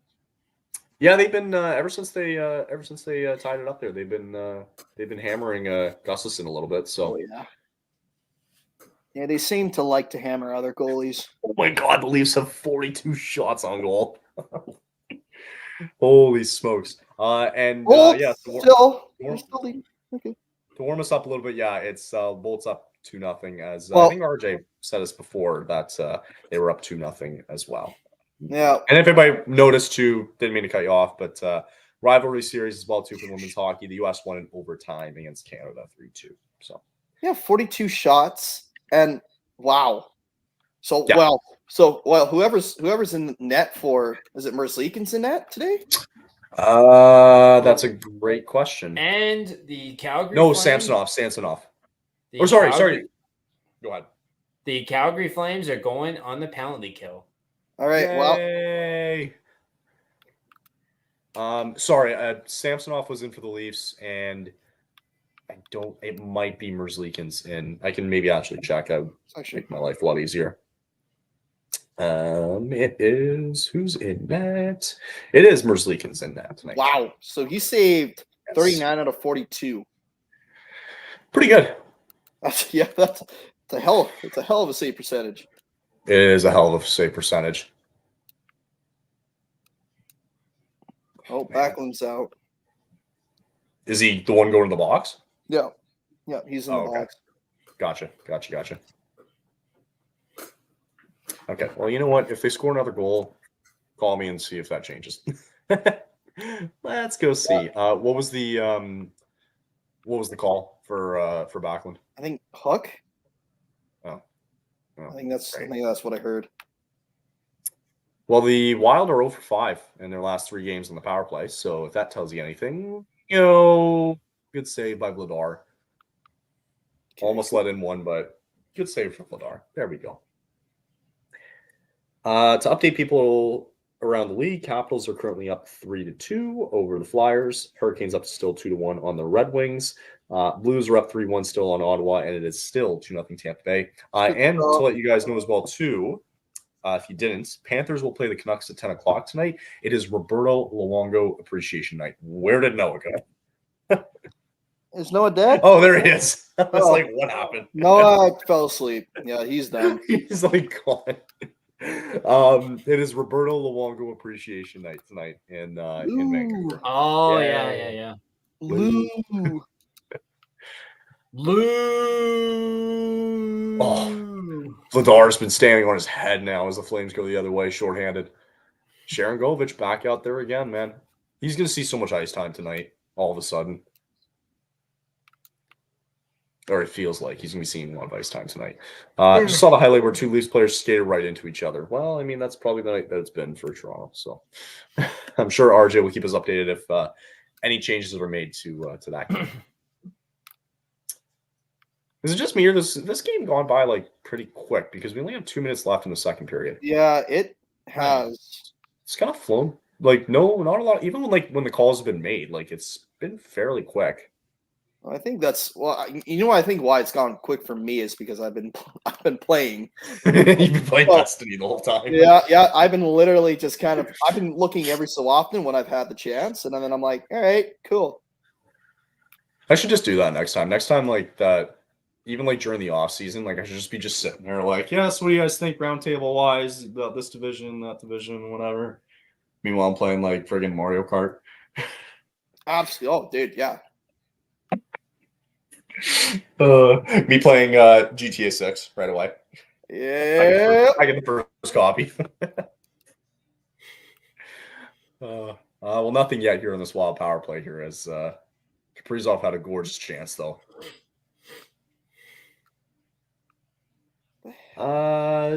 Minute 52 left in the other game. The Leafs are on the power play now with 2 minutes to go. Interesting. Very interesting. And for those of you counting, it was Nylander and Marner who have scored for the Leafs on those goals. So, and it's now 3-3, Washington and Philly. Oh wait, no, that was the tie game. Oh. Yeah, it was tied. It was 3-2 Washington. Philly tied it with 2 minutes. Okay, no, yeah. What was it? Was it Blues and Blues are up 3-1 over Ottawa right now. Oh, okay, that's right. Yeah. I thought that was a game where they were up 3-0. No, the one. So Leafs are currently on the power play. Just over a minute left. It looks like they're going to fall here because nothing's really happening. So. And then. But in this one, the power play is now done. So. The Wild are now 0 for 6 in their last 5 games on the power play. Wild can't be that far up either in terms of being they got to be like a below. They're 25, 26. Yeah, they're not great. Yeah. They're the fact that they are not good analysis there, Connor. 10 out of 10. They're not. They're not good. No. If this game somehow goes to overtime tonight, who would your ideal 3 guys be going forward this season and any overtime this year? Like, who do you want to see? You want to see Zari? I think he should be out there for sure. Oh yeah. I'd like to see Zari. I think. Oh, guys. What? 2-1. Mike for Columbus. What? 5 for Columbus now. Oh, How much time left? About a minute left. With a minute left. Oh, no. Oh, no. Oh, no. Okay, so I'm a little bit behind. They scored. Okay, it's a minute 15 when they scored. It was Matthews who scored it. They're down 1. That's the thing. They got lots of time. Oh my God. Can you imagine? I gotta watch the end of this. I gotta see what happens here. I'm actually just gonna not look at my I have the scoreboard up like live time too, so I just want to see if they end up tying this. Cause I'm TNT. Oh my God. If they tie this, man. If they tie this, the Jackets are losing this game. Oh, absolutely. Yeah. And I hope they biggest worst loss in Blue Jackets history. It'd be right up there in NHL history. Oh, yeah. It'd be right there. Okay, wait. If you're ahead, don't say anything because I want to know if they end up tying. I'm not even watching it. I'm seeing it on Twitter. Oh, okay, gotcha. See no notifications on Twitter.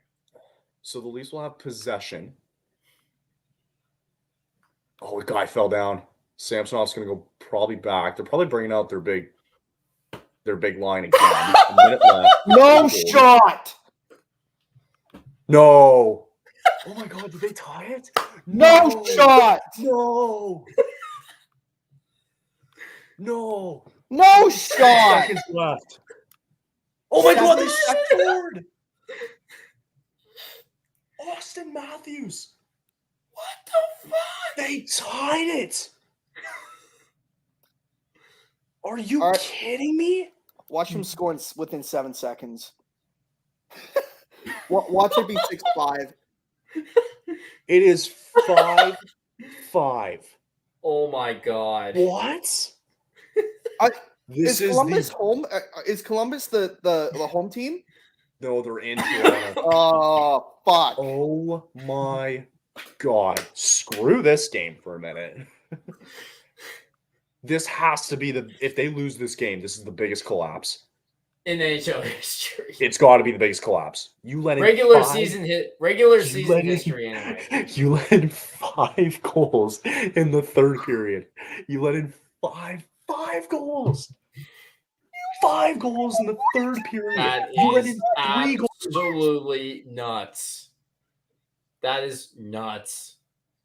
Okay, you know what? Yeah, I'm gonna switch over here to the game. I think we have to watch this. Yeah, we're not going to worry about the Flames game. Sorry for false advertising, everybody. But yeah, bad advertising. We have to see this.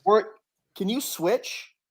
Yeah, no, I don't give a shit. 30 seconds is 30 seconds. I need to watch the overtime. My God. Okay, hold on. There's no shot that the Jackets win overtime. Oh, I can't. Shit. It's regional restrictions. Fuck. I have. Oh, well, I got Sportsnet, so. Yeah, I do too. I don't have the. Oh, but you have to do the plan. What I do is I get the plan and then I just cancel it in June. How? All right. Well, the fact that they got a point is a win. How is this possible? The fact they got a point is a win. The Jackets have lost. Even if they win this game in overtime, it's a loss. No, yeah, it's a moral victory. It's a moral victory for the Leafs, and it's a moral loss for. Yeah, I think Merzlikins just snapped his stick too. I would too. Oh my God! Imagine making how many shots? It was 44, 45, something around that, I think. So imagine making 40 stops and you're still having to go overtime. Nylander, Marner went. By the way, he went between the legs. That's crazy. Yeah, unbelievable. And then it was McCabe, and then it was Matthews twice. What? I can't think of a bigger collapse. Can you? No, not like this. 2008 economic, maybe? Economic collapse? Economic collapse. Other than that, no. What?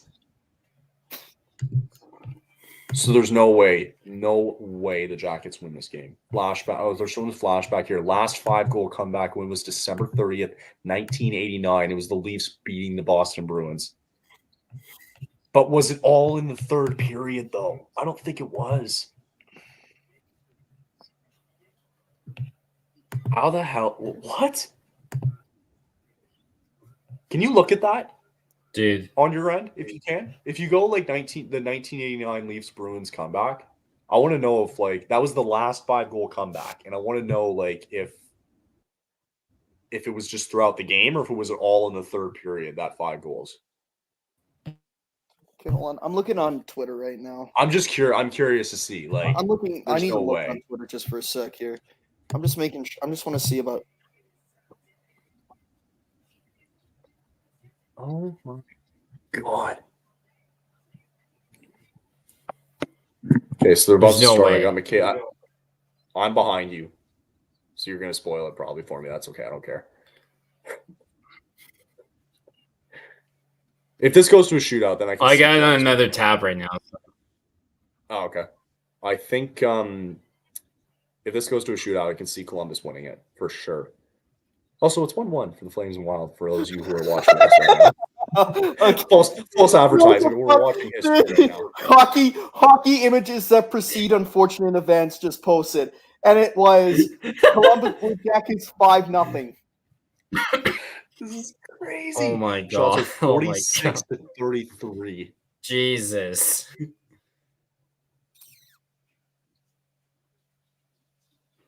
It's all like the Leafs have the whole. They have all the possession in the world. This is crazy. If you're Columbus, like you might as well just let this happen. Like you know what's going to happen. Oh shit! Oh no! Shit. Breakaway! Provorov on a breakaway! Stop by Samson! Oh. Rebound in front! No, it's not going to go in. Puck goes the other way. Nylander now. Scott. Oh my god! Nylander wins it. Oh. Rob by Merzlikins. What a save! Oh shit! Here comes Gaudreau! Johnny Gaudreau the other way. Oh! No, he missed the net. Puck goes back. Here comes Matthews. It's a 3-on-1. Matthews. They score. Stop by Merzlikins again. Oh my god!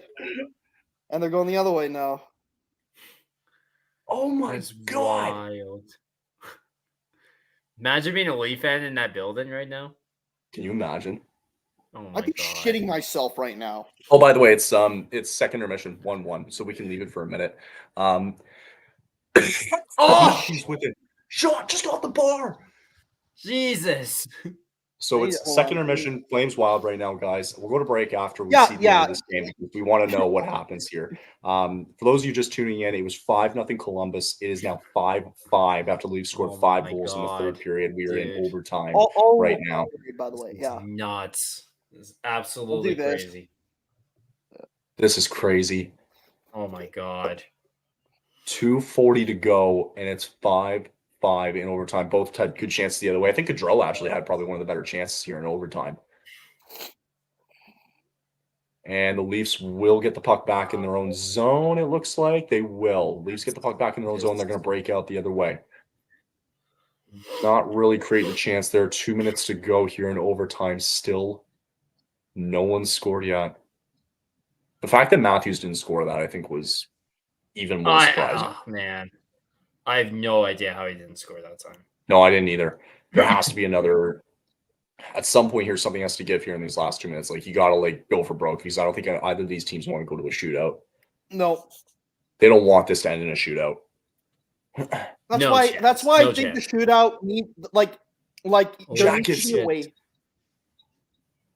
Sorry, go ahead, Connor. No, that's why I think that at least what they should do is that they should make it longer. Scores! Columbus survives. Kent Johnson scores in overtime. And my god. So lucky. Sorry. The Leafs could even complete a 5-0 comeback. Columbus wins in overtime 6-5. Oh, but to be frank, if you're the Leafs, the fact that they even they're not even pissed. The whole fan base is they're not even pissed. There is Nylander on it.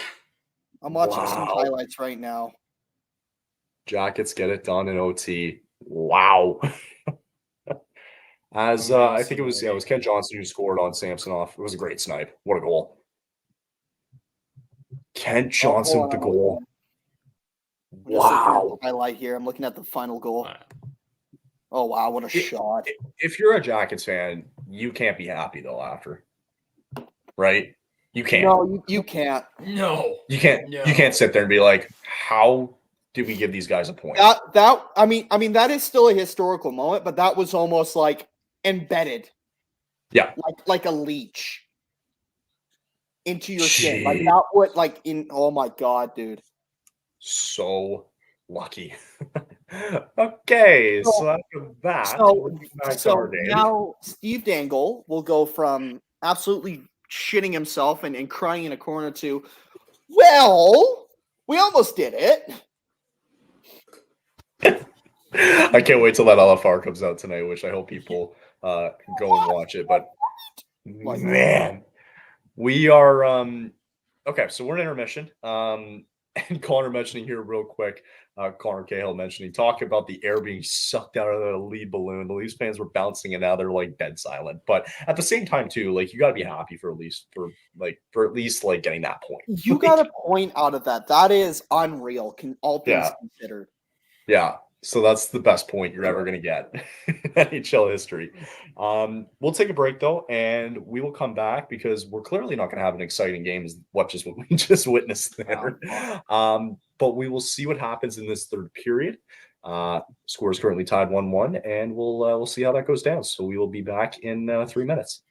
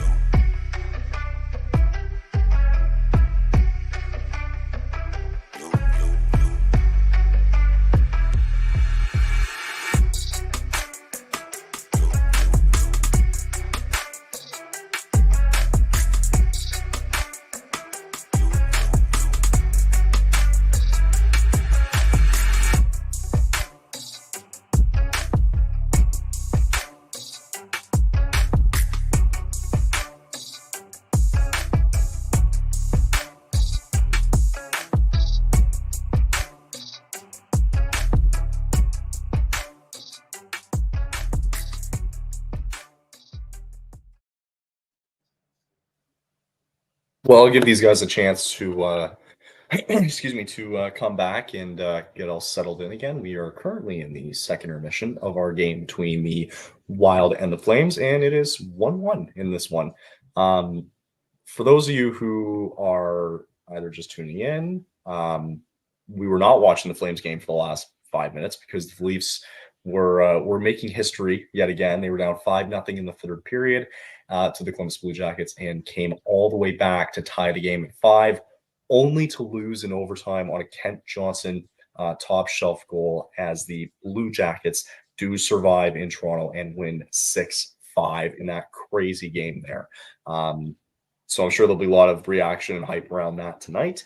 Other reactions around the league, the scores going on around the league right now. You get the Flyers currently, they won in a shootout 4-3. So the Flyers were down a little bit to the Capitals in that game, came back and ended up winning in a shootout in that one. Other games going around the league right now, I don't have them up currently right now, but I think the Blues are still up 3-1 on the Ottawa Senators after 2. The Hurricanes are currently up 2-1 on the Detroit Red Wings in the third period with about 3 minutes to go. And the Oilers are currently down 2-0 to the Lightning at the end of the first. Other games to note tonight, though, the Panthers are in Vancouver tonight for Florida's Western Road Swing, as it is Roberto Luongo Appreciation Night. Of course, he played for Florida and Vancouver, obviously, in a long career that he had. So it's appreciation night there in Vancouver for Roberto Luongo. And then Connor Bedard makes his debut in Seattle tonight as the Blackhawks will take on the Kraken. And the starting goaltenders there will be Bobrovsky and Demko in for Florida and Vancouver, as Soderblom and Decord are in Chicago and Seattle. We're just waiting for our guys Noah and Connor to come back. We are, again, tied at 1 here. Going into the third period soon. Both goaltenders have been pretty solid tonight. I think they're coming back soon from the voices that I hear. Both goaltenders have been very solid tonight. And Sharon Govich, I think, has been one of the bright spots for us Flames fans that we've been happy to see. And I think he's going to get a lot more ice time here going into the third period. And we'll see what happens. In terms of points, I mean, for both teams, it's going to help in terms of playoff standings a little bit. For Calgary, they would all of a sudden jump tied with the Arizona Coyotes for the second last wildcard spot in the Western Conference. As Noah's kind of working his way back here. Hey, what's going on? As you look like you were staring at some poster there, you just kind of aimlessly walked in.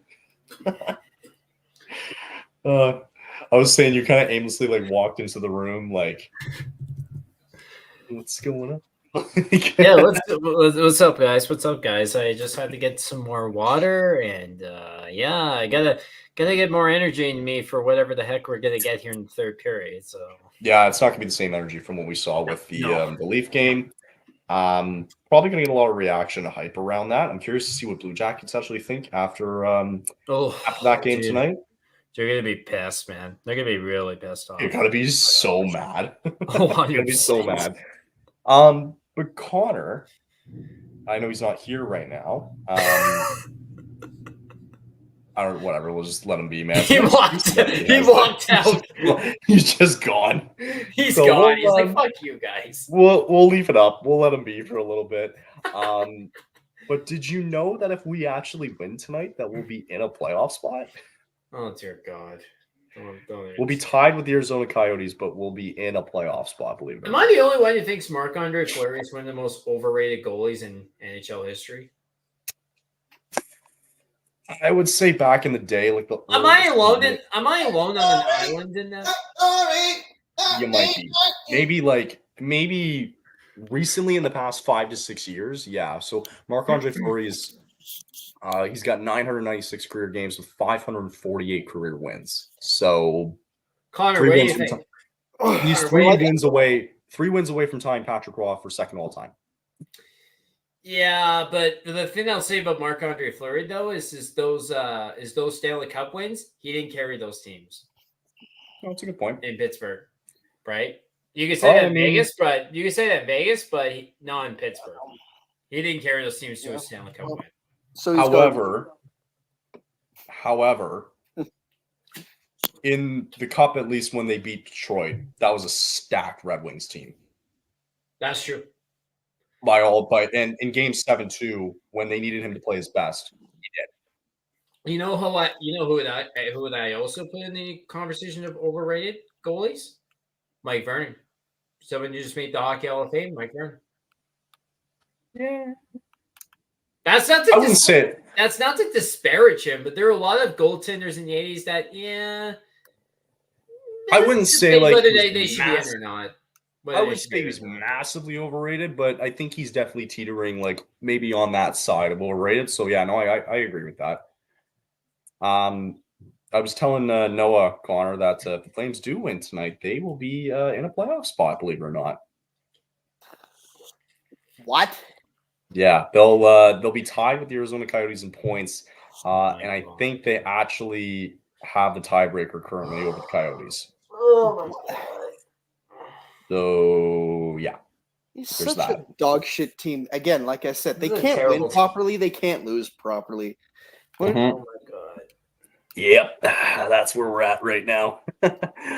Yay! In terms of games coming up tomorrow, if you guys are just whatever, it's gonna be a Friday night. See if you want to watch a game. I don't know if I will, probably not, but we'll see what happens. We'll see. The Ducks will be in. There'll be 6 games tomorrow night. The Ducks are in New York to take on the Rangers. Predators take on the Hurricanes. The Bruins are going to be in Long Island to take on the Islanders. That should be a good game, actually. Senators will be taking on the Stars. Sharks and Coyotes tomorrow, and the Sabres will be visiting Vegas. Okay. So pretty good lineup. I think that Bruins and Islanders game though is going to be pretty good. That's always like a nasty battle anytime they play anyway. Good. Wow. Dogs. Press conference. Oh, okay. They were just saying. I was reading the introductory press conference with Shohei Ohtani. Discusses like elbow surgery, the dog's name at the introductory press conference, and all that crap. Like, yeah. Whatever. Shut up and go make your money. Funny thing is, he won't even make that money until like 2044 or 2045. So. Yeah, you're right. That's right. He's broke. He's broke. You hear that, ladies and gentlemen? Shohei Ohtani is broke. But I'm so glad the Yankees were in on him, man. I'm so glad because I wouldn't want a guy who couldn't handle New York to play in New York. Like, get the fuck out of here, man. I think though, like it's being blown out of proportion. Like he's not going to be just making $2 million. Like he's going to get sponsorship deals and like he like probably has a certain on like the jersey sales and like jersey sales and all that. Like there's more to it than meets the eye, people. There's more to it than meets the eye. Always more than meets the eye. Robots in disguise. And for those of us who are NFL fans, it's 42-0 for the Las Vegas Raiders at halftime. Against who? The LA Chargers. Wow. Pain. You know what? It reminds me of just the tweet from the Chargers one year. It just was pain. This was after the Raiders lost a 3-0 game on Sunday to the Minnesota Vikings. Oh, yeah. And now Jesus. now they decide to put up 42. No. Game starting. No. What kind of score in football finishes 3-0 besides the CFL? The NFL. Yeah. Okay, you know why? The NFL is not actually professional football. It is so convoluted. It's unreal. It's true. Yep. It's absolutely true. Oh my god. No, guys. How are we on a power play? Did I miss something? That was at the end. There was I think it was after Vladar made a save. There was a scrum afterwards. Oh yeah, and they did nothing with that power play for like a minute and a half. Yay! Oh my god. Okay, well, we're 9 for 32, by the way, if you guys wanted to know, on the power play this year. 9 for what now? 32. I don't know if it's like the entire year or if it's a certain number of games. I missed it because it went away fast, but I think we're 9 for 32 on the power play. Oh, we're 33 now. It'll be 9 for 33 very shortly in about 10 seconds. Yeah. Yep. Yeah, that's pretty ugly. Oh, man. It'd be worse going 0 for 33 in the power play. It would. Well, no, you know what? It wouldn't be because that would mean. No, I know. People would be fired. Too bad we didn't do the. Can you imagine if we did a Leafs Blue Jackets stream tonight? And like the stupid thing is like with these type of streams, right? It's all about like a face value, right? So last night we did Devils Bruins and we had like a shitload of people watch, right? Tonight, obviously, it's gonna be a little bit different because it's not a very popular game, right? But people would be tuning in if they started seeing that the Leafs were starting to claw back, and they'd be like, "What's going on?" They want to see people's reactions, and then all of a sudden you see it go up. So like, and when we did Flames Leafs, like you're going to see just more people tune in. What's right? the viewer count right now, actually? Sorry if I... Well, right now, I think we only have a couple people. 4 or 5? Yeah, Nice. we only got a couple people. Listen, the 4 or 5 of you that are here, I appreciate it. We appreciate it. And you know what just happens? Sometimes, like, it just happens. That's all it is. Sometimes you're just going to get those RJ, kind of especially, nights. I appreciate you giving us the updates. Yes. That has been it's been nice because this has been a fucking boring game. So yeah. However, having said that, when we're going to be doing. Oh, that's a trip and a half. Yeah, we're going on the penalty kill. I think it was Mangiapane. I think it's going to be Mangiapane going to the box for tripping. Oh, what a surprise! And you can read his lips saying that was the softest effing call. No. So Mangiapane going to the box for tripping, unfortunately. And but however, saying that, like when we do the World Juniors this year, we're gonna be doing a lot of games for the World Juniors live. They do really well. So if you guys ever want to do a World Junior game, I know it's gonna be really early actually on your end. Unfortunately during January I'll be at my cabin, so I probably won't be able to. I would love to, but we will. Yeah. I'll be at. I don't know how my parents would feel about having, including. They probably would say no. They probably no. Well, there are a couple of games during that week of like Christmas or like Boxing Day and then like New Year's because they have like the round robin and then we go right away after Christmas. Oh, like smart. Okay. Christmas and then Boxing Day and then we leave on Boxing Day. Where's your guys' cabin? Is it far from Calgary? It's in BC. Here? It's in it's in Wassa Lake, so it's kind of 25 minutes outside of Cranbrook. Oh, okay, nice. Yeah. I was just in Vancouver. Oh my fucking god. What? Did they score? No! Oh no, did we score? Oh no! Score. How no! Don't you dare! No. Noah say psych. Noah say psych. No, they scored. Okay, well, let's see here. No, they scored. Oh my god, they did score. Short-handed too. It's a 2-1. No. Steals the puck. Sharon Goldman over. Coleman, that was the softest goal I've ever seen in my life. Are you fucking kidding me?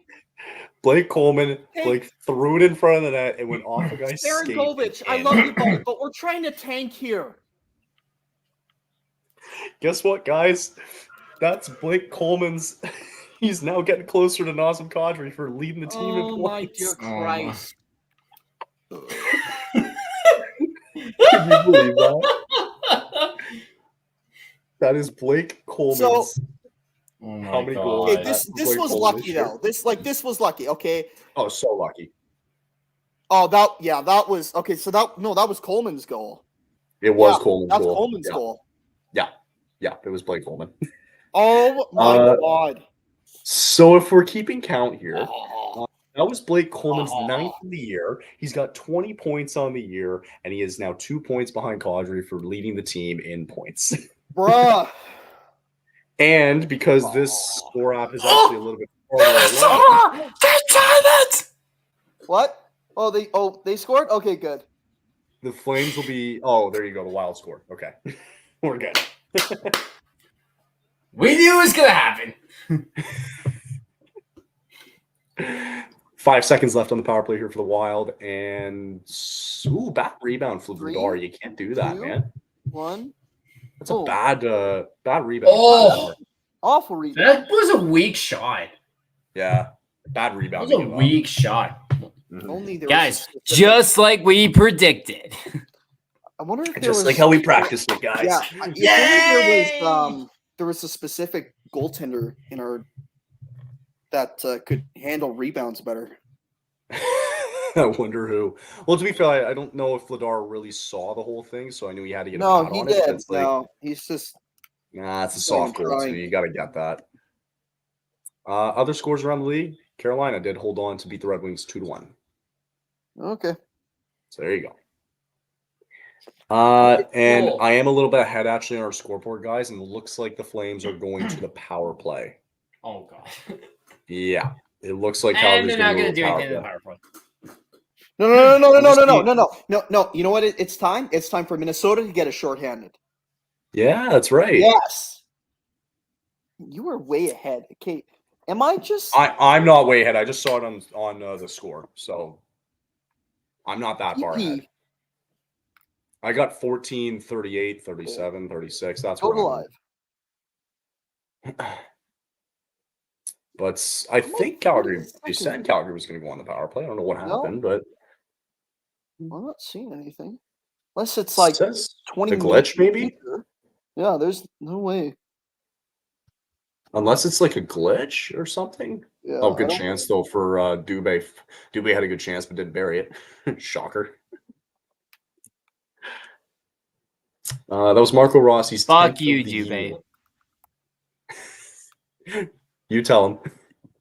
The Blues currently lead 4-1 over Ottawa with 11 minutes to go in the third period. And it is now. Did you see, by the way? Did you see, by the way, that Jordan Kyrou got booed? Did he really? He got booed more like Kai Boo. Am I right? Was it because that like he just didn't really say anything with like Craig Berube getting fired and that they didn't really get along? To an extent. To an extent, okay. Yeah, you should have said Rip Bozo. Can you imagine? Rip Bozo. Right. Okay, so I think it is a glitch. It keeps saying power play on my end, so I'm just going to go ahead and assume it is. Yeah, definitely not a power play. Yeah, definitely not. Calgary has 6-2-1 record in their last 9 games against the Minnesota Wild. Let's make that 6-3. Let's make that 6-3-1. No points. 0 points. Nothing for you. Nothing for you. You lose. Goodbye, sir. What was that from again? That's from the original Charlie and the Chocolate Factory, or Willy Wonka. Right, that's right, the original Willy Wonka. Wonka bars. That was so offside for Calgary.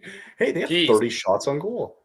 Man, the Yankees love international sign-in money. Like they really do, because they just traded Billy McKinney, like basically like June call-up type guy to the Pittsburgh Pirates for international sign money. And part of me is now thinking, I heard Japan is as international as it comes. It very much is, yeah. Steve, taking a wild guess, you're saying that Marian Gabourik's going to score the next one. I love that. That's awesome. That's a good one. That's a good one. Oh, I forgot that he played for Minnesota. That's right. I know, right? Crazy. Marian Gaborik. Early action. Seattle currently up 1-0. I will not marry Gaborik. I don't even know her. Who did he play for? He played for. So clearly he played for Minnesota.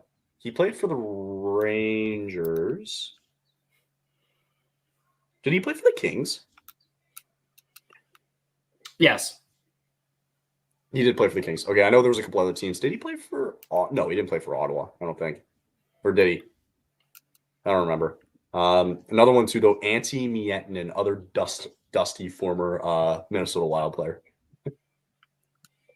Do you remember him? And I don't recognize that name. Oh, which name? I thought you were going to say Antti Miettinen. Bring it up again. Antti Miettinen. Definitely not. I do not either. I want to bring up. I can't even find him on the score anymore, but I'm going to bring him up. I'm just curious to see like who he played for. Marian Gaborik. Oh, he played for. Wait, no. What? Did he play for the Lightning too? No, yeah, I think that was dead money. Yeah, that's right. It was dead money. Yeah, you're right. So he played for the Wild for 9 years. Good for him. He played for the Rangers, and then he played for the Blue Jackets for a year. Played for the Kings. He did play for the Senators. I was right. And then Gaborik's rights. But again, traded. I think that was dead. That was a dead money though, like situation, was it not? Yeah. So speaking on that, Gaborik's rights were traded to Tampa, along with goaltender Andreas Nielsen from Ottawa to Tampa, in exchange for Braden Coburn, Cedric Paquette, and a 2022 second-round pick. Yeah, something like that. Wow, that's a lot. Jeez. That is a lot. I don't know if you guys recognize the name. Los Angeles Kings Gene Carr. Guys at 72. I don't. Not Gene Carr. I don't recognize the name. I really don't either. So, but condolences. Yeah, condolences. Yeah. I still can't believe that Flame. Like Blake Coleman, man, really? Like that was such like the luckiest goal I've ever seen. Come on. Oh my god. Goes off the skate. Now Coleman's got a bit of momentum. Now he's got a little pep to his step now. No, I think he's the best in the world, man. How about shut up? Shut up, Coleman. You're not even good. Did you know that he's on a 5-game point streak right now? He doesn't need to be. He doesn't need. You know what? We can change that. Next game, us guys, bench him. Scratch him. Scratch him. Healthy scratch. He's doing too good. Yeah, he's record Ottawa. He's doing too good. Scratch him. Steve asking us if we're Wild fans or Calgary fans. Well, Flames fans, but we want the Wild to win tonight. So that's the way it's going to go for the whole year. We want them to win, but what will happen is that they won't. We will win somehow still. Mm-hmm. And that does not right now guarantee us a safe spot in the top 5. Almost. Yeah, I agree. So I'm assuming Steve is probably a Wild fan, maybe, if he knows some of these guys like Antti Miettinen and Marion. Oh, yeah. So Let us know, Steve. Let us know. And thank you for coming in. I know it's not the most exciting game in the world, but we appreciate it. If you want to go make sure you want to subscribe. Come notified for the next time we go live. Letting everybody know, too, again, that we are going to be going live for a lot of the World Juniors games coming as well, too, where we will also be doing a lot of giveaways during that time as well. So make sure to check that out as well. I'm going to call it right here, right now. Kirill Kaprizov gets a game winner. You think so? No, it'll be weird too because I'll have to, when World Juniors come up, I'll have to try and make sure that I get the mindset of actually wanting to win rather than say, no, tank. Like, boys, we gotta lose. We got tank. It's like, That's right. No, this is the juniors. We're not getting. We're not looking for lottery picks and. Yeah, Steve's an Oilers fan, guys. He is not a Wild fan. Oh well. Yeah. What's the score in the? Yeah, well, I think it's still 2-1 Tampa in that game over there. He's a big natty on 10th guy, though. Big natty on the 10th. Oh, okay. But, yeah, I mean, we admire Oilers fans. I mean, we have to respect them. They, kind of kicked our ass 2 years ago. So a hell of a lot better than we are, so. Yep. Did any of you guys think we were going to win that series anyway against Edmonton? I had no faith. Listen, we were looking for anything at that point, so I said yes because I had no faith. I didn't think they were going to win that. I thought they were going to get swept. We got luck. Well, you know what? That was like the Avalanche game in 2018. Like we won the first game, and we're like, oh, perfect. We're all good. And then we weren't. We lost the next 4. Yeah, 4. Hence the Mike Smith effect. Yep. Yeah, Mike Smith did great. What, didn't he get a shutout? I can't believe Mike Smith was our goaltender at that time. And then the Oilers goaltender. God. Oh my God. He felt bad that we missed. Sorry. I felt bad we missed the window that year. That was the team for you guys. Like, yes and no. I just didn't think we were deep. Even if we did get through Edmonton, I don't think anybody was going to get through Colorado. You saw what they did. That was a stat. Yeah. Like I personally wasn't expecting that much. So, yeah, the window's gonna be closed for a long time, I think now. Yep. Yeah. Unfortunately, it's gonna be it could be a while, but I think like at some point through this rebuild, like this fire sale that we need to have, like at some point I would like to see this team like make it in the next 2 to 3 years and just be like, all right, like let's just see what happens. Because once you're in, you're in. And anything can happen, right? We've seen it happen way too many times before. And I'd like to see that happen too. So we'll see what happens. And he is jealous of Wolfville. Don't worry. We might be trading him in the next 2 to 3 years. Yeah, because we're fucking idiots. Yeah, that's how this ownership operates. So he is a stud. He's got a nice ginger beard going on. And listen, I like that. His beard looks terrible. That's one they'll say. His beard sucks. It's ginger though, so you know what? If you actually say anything bad, you're a racist. You're a legit racist, right? And I'll die on the hill. That's amazing. He looks like he's 15. Oh, yeah, does. thank you. He looks like a child. It looks like he's 15, 16 years old. Dude, stop it. You don't look good in it. You suck in it. He looks like his pads and everything just like look too big for him. Oh my god. But he's good. Like that's the stupid thing is he's good. Yeah. Okay. Yeah. Now my worry with him though is he only going to be good in the AHL and he's not going to be. Yeah, good I got a question for you, Noah. When you saw me without my stash, what did you think? You know, when I went full baby face, like, were you a little shocked? Nope, not at all. I didn't think much of it. Wow. Yeah, way to tell him how it is. Yeah, no, I usually don't actually think of you at all. Wow, even better. We do have breaking news, as Eric Branson did get a 1-game suspension. Fuck you, Branson. Let's go. Yeah, good, Branson. He got Branson. 1 game, and Perron. He should be suspended more, but still, fuck you, Branson. That's crazy. 1 game, and Perron got 6. I don't get it, man. Steve's asking what happened to Mangiapane in terms of like his game or like. I think the reason why his game's gone down so downhill is because he keeps falling on the ice. That too, and he keeps tripping guys. There's this amazing thing. Acts like a fake tough guy. That's right. Mind you, he is Italian too, so. And to be more specific, being trash. Yeah, he's been pretty god awful. He is Italian. He's been so bad. And the sad part is we're paying him 5.5 for the next 2 years, so that's even more disgraceful. Fuck the Oilers came out to tie against Tampa. All right, well, 2-2. Yeah, 2-2. Bound down the house. Aha. You know what's going to happen is the Oilers are going to win this game, and then Tampa's going to come to Calgary on Saturday and just wipe the floor with these guys. That's what's going to happen. Shots are 33-24, though, with 9:30 left in our game here. I thought we Scores played tied 2-2. I thought we played Anaheim first. Did we play Anaheim first? I thought they were on an Eastern road trip. No, I thought we were playing Anaheim first, and then Anaheim is in New York tomorrow night, and then Calgary, it's Tampa Bay on Saturday. Oh, okay. Yeah, so they're not yet. Not yet. We're still working through this so-called gauntlet of a schedule that we have right now. Does it get any easier? I don't know, man. I don't think so. You know what, though? After this, though, go ahead. No, I was going to say, the thing is, though, is that what's going to happen is we'll have this supposedly easier schedule out of nowhere, and we'll lose all those games. Yeah, probably.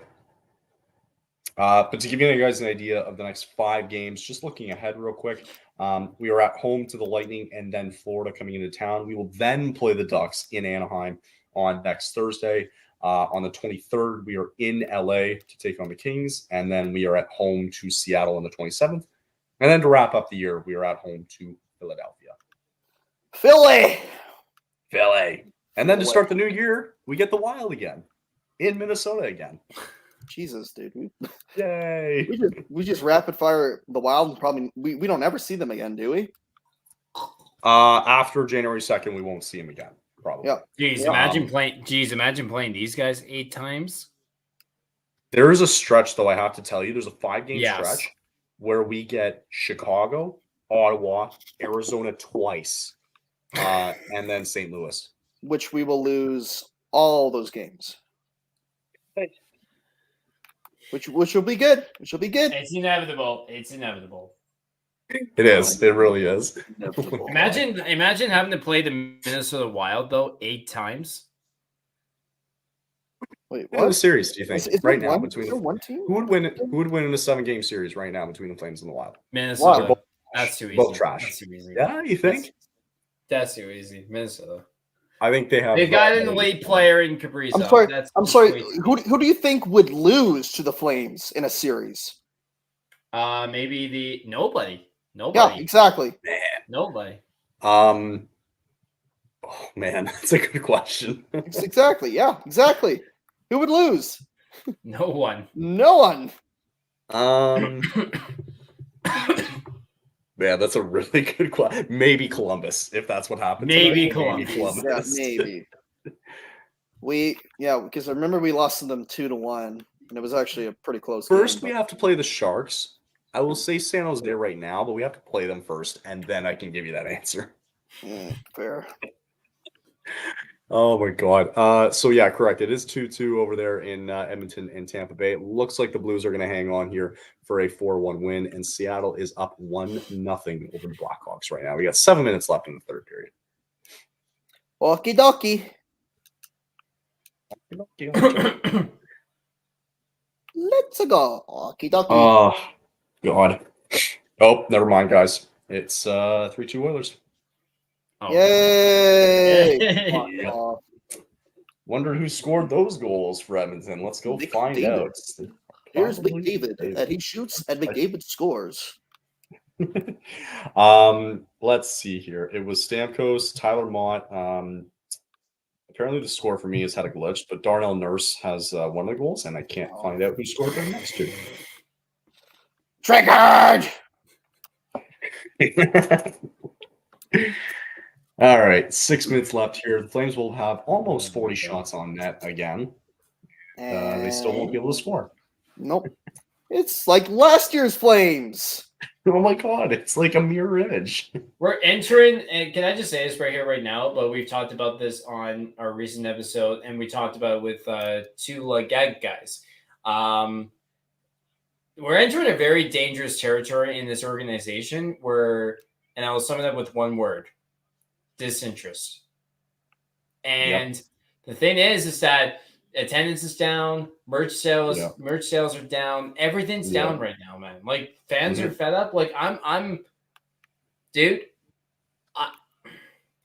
literally at the disinterest, level right now, and I'm just why do you think I'm playing? Yeah, that's right. Like you're playing video games, right? Like 100%. Instead of watching it. No, I agree. I think at some point ownership needs to be brought into question. Yeah. Where are we going? What's this team doing? Right? There's no. You're absolutely right. This is a disinterested, disliked team that is going nowhere. There is no direction with this team. And we've been like this for the last 2 years, but there's no direction with this team. And you're absolutely right. 30 years. Yeah, I mean, but hey, I mean, you can say at least that there was a cup final. There was a cup final. But you're right. I mean, it sucks to see how this team performed after 2004 all the way until what? Probably when Gaudreau and Tkachuk arrived. Nothing's happened since then, right? Yeah. And during that time, you wasted the years for Iginla. You wasted years for Kiprusoff, right? Yeah, don't even get me started on that. No, and we're about to waste the years of Wolf and Zari. Maybe. Where's this team going? What's the direction of this team? Yeah. You're right. And ultimately, at the end of the day, you're right. The fans do have a lot of power, right? Because they just don't have to buy jerseys anymore. They don't have to buy anything for this team. They don't have to go to these games, right? Yeah. Yep. If this team is if they are where they are right now in game 60, right, where they're 25th in the league, who's going to go watch the Calgary Flames and the Arizona Coyotes? No one. Zero. Or maybe a better example, because Arizona's a playoff spot, like San Jose or Anaheim. Nobody. Nobody cares. Nobody's going to care. Right. Mm-hmm.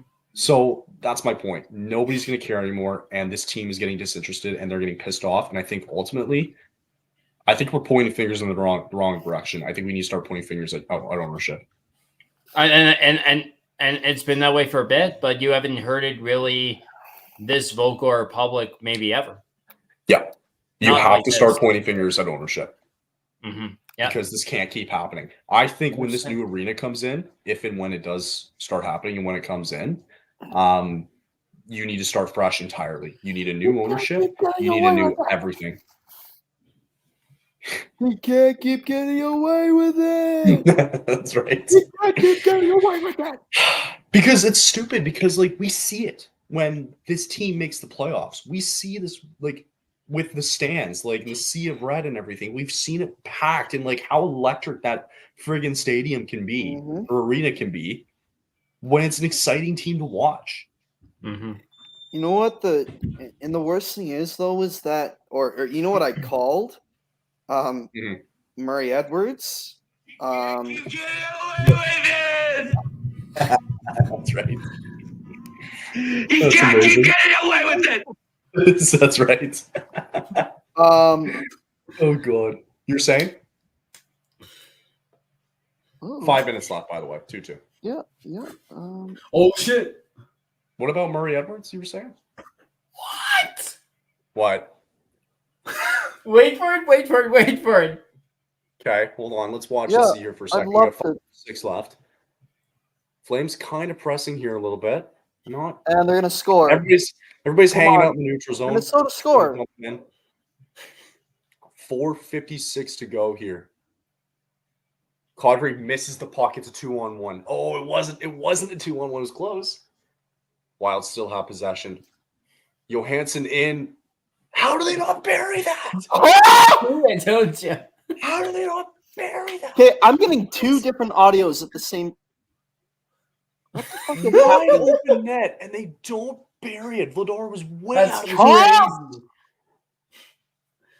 crazy. way out of his crease. Oh Jesus! Oh Jesus! My god! Vancouver. Dude, I thought that was it. Luongo. Great. I don't think. No offense, Connor. We don't really care right now. No offense. Sorry. Shut up. Great. Good for Luongo. Good for Luongo. That's great. Yeah, good for him. Whatever. Yeah, let's have an appreciation night for friggin' Blake Coleman, who's the second player, who's second in our team in points. Hey, Kipper's getting his number retired in a couple months, guys. We'll care then. Yeah, exactly. As both goaltenders did this. I don't even know. You know what? You know what though? I don't even know if I'm going to go to that game. I was before the season started, I absolutely would have been for going to that game, man. But sorry, which game is it? Kipper. Oh, the Kipper. Oh, yeah, right. the Kipper game. I'm like, yeah, like 150. I think you have to go. No, but $150 for a ticket? No. Oh no way. That's stupid, that's man. too much. Come on. Good to know, Kylie. Come on, man. If you're gonna call me a name, you gotta do better than that. Come on. That's. I would want to go, Cal. I would want to go, but dude, $150 is insane. Because you're only gonna care about the first 20 minutes before the puck drops. About the ceremony, and then that's it. Then basically everyone's leaving after that. Who are they playing? No way. That night. Pittsburgh. Yeah, no. No way. No. Pittsburgh's falling off the rails. Thank you. No. I'm good. No. What was I gonna? Sorry. Respect for people though who do have the money and do want to actually go to this. I have full respect. I agree with that. Yeah, absolutely. Most people we've had actually viewing the game all night, guys. We've had 10 people, so nice. Thank you guys for joining us. Really appreciate it. We do have a good game still finishing up. The Wild all of a sudden gone on the power play. Don't know for what reason, but apparently they did. It's 2-2 with 3:36 to go here in the third, and I hope they do. No, Scramble in front. Oh my god, I just missed the side of the net. And goes down the ice with about a minute to go. The Wild currently on the power play right now with about a minute 08 left in that power play. Vasilevsky's washed up. Yeah. Oh, is that? I gotta be honest about Tampa, guys. It feels that their decline is beginning. I called it at the beginning of the year. My bold prediction was that they were going to miss the playoffs. Mm-hmm. They are all over this Flames team on this power play, and they can't find a way to bury it.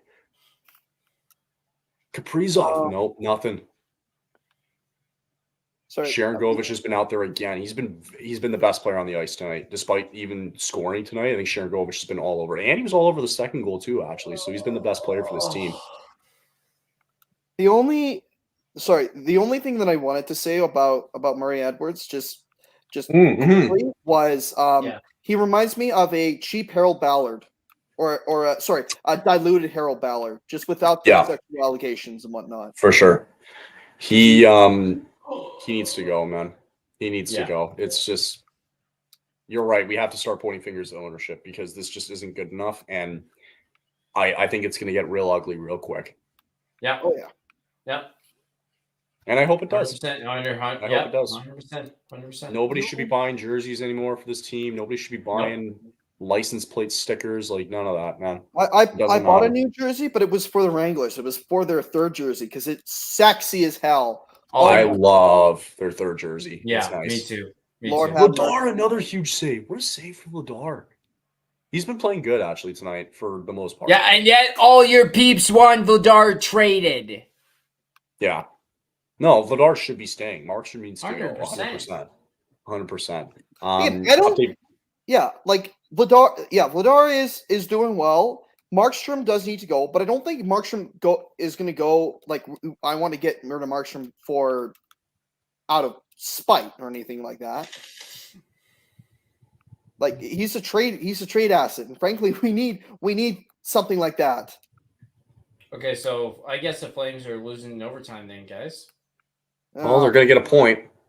Oh God, that's bad enough. It's like we better not win in overtime. You better be letting me know that you better be guaranteeing this, Noah. You better be guaranteeing this, Noah. 45 seconds to go here in regulation. Calgary's tied for first in the NHL with 10 goals scored in the final 2 minutes of regulation. What? Yeah. Oh, really? Oh. Yeah. It's a strange. They have the most goals in the NHL with the last 2 minutes in NHL. And I think it's going to change because the Leafs kind of just superseded that a little bit tonight. Yeah, they got two. Yeah, they got two. Yeah, that's right. I think they're probably tied with them. And it looks like the Flames are going to the penalty box. No, it's just hand pass. Oh, hand pass. Sorry. Hanifin looked pissed. That's why I thought it was bad. 49-7, by the way, if you guys are catching up with NFL football, it is 49-7 for the Raiders. Oh, I couldn't keep that shutout, huh? Actual frauds. Okay. 17 seconds, and it looks like we are headed to overtime in St. Paul, Minnesota.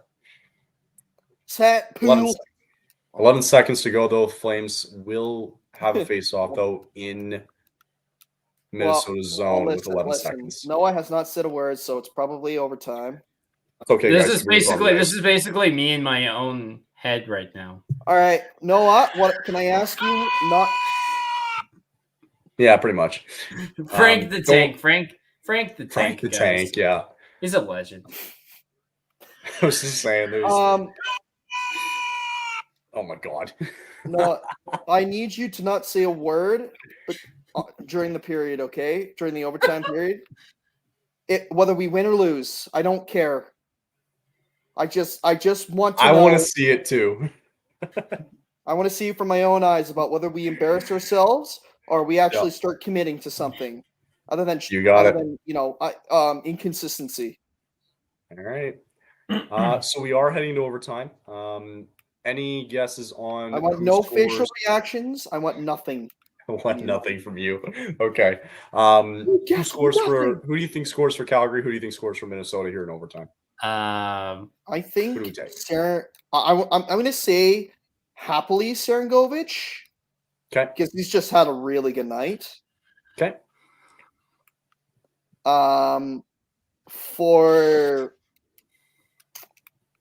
For Minnesota, Goodbranson. Goodbranson. Wait. Yeah, the goalie. Good. Oh, you mean Gustafson? Yeah. Oh, sorry. Yeah. Yeah, Gustafson. Yeah, absolutely. No. Okay. Yeah. Jeez, I don't know. I'll go. I'm gonna go with. I'll go Kadri for Calgary, and I'll go with Alex Goligoski. I just saw his name. He's on the ice for Minnesota. You know what? Honestly, I'm just trying to look at what the first name that comes up, and I'm like, you know what? He'll score. He'll for sure score. Yeah, absolutely. Could you imagine if that first person that comes up with actually scored? That'd be amazing. All right, so we are momentarily almost ready for puck drop here, and I honestly can't wait for bed soon. I am exhausted. So this needs to end quick. I hope somebody just goes, and we'll be good to go. Backlund looks like he'll be taking the face-off draw tonight for the overtime period. I can't see who else is going to be on the ice, but I believe, probably assuming for Minnesota, Kaprizov is going to be on the ice. He is going to be on the ice. What's that name right there? I don't know. Are you still looking for a name? Yep. So Lindholm, Backlund, and Anderson are on the ice for the Flames, and it looks like for whatever reason, but I know he's it's going to be Kaprizov, Eriksson, Ek, and Faber on the back end for the Wild for 3. Okay, Eriksson. Also, I was thinking I was going to say it, but I didn't. But Sean has Coleman scoring for the Flames here as we are underway in overtime here. I got an update from Sportsnet saying that it's a close game in the third period with 8:13 left. And was that when it was like 5-2 or? No, 2-2. Oh, 2-2. Oh, yeah, okay. No, it's saying third period. There's 8:13 left in the third period, and it's a 2-2 game. It's a close game. I'm like, it's overtime. Yeah, no, it's. For some reason, I thought you were talking about the Leaf game, but yeah, I'm like, what the hell? You're so far behind. Yeah, no, I'm watching the overtime right now. It's just gave me a message all of a sudden. Okay. Minnesota currently pressing here in the offensive zone. It's Kaprizov there with Eriksson. As Kaprizov gets a shot and misses, goes wide. Yeah. We are now at the 4-minute mark of overtime here. Okay, I heard that. No, we have something. No, wait, no. Hold on. No, we're good. They score. Hold on. Here comes Matt Boldy coming. Yeah, no, they score. Okay, they score. Okay, all right, we're good. They score. Boldy's gonna hold it in. Minnesota coming the other way. I'm not even looking at the scoreboard because I know it's going to give it away. I'm just trying to watch the game. No, they score. Okay. Not even looking here. It's going to go the other way. Kadri trying to play it off of him. He can't win the battle there. Nothing's happened yet. 3:22. I haven't seen anything happen yet. Seriously, ahead. He must be really far ahead. And it's going to be, he's all alone. Virgil Gaudreau. He goes high and misses. Comes back the other way. It's going to be 2-on-2. Kadri has it. Bring it in. He's all by himself here. Kadri, weak shot on net. Gustafsson covers up and makes the save. You laugh for no reason. There's literally a face-off draw. You did that, you fucking dick.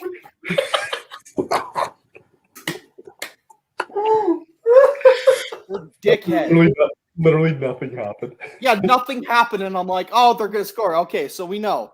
Nothing. That's amazing. It's the Frank the Tank video, guys. Yeah, I know. Oh wait, no. Okay, no. We're gonna lose because Huberdeau's on. You got Lindholm, Huberdeau, and Noah Hannafin currently on the ice right now. Oh, we're so fucked. Hannafin going right in. Oh my god.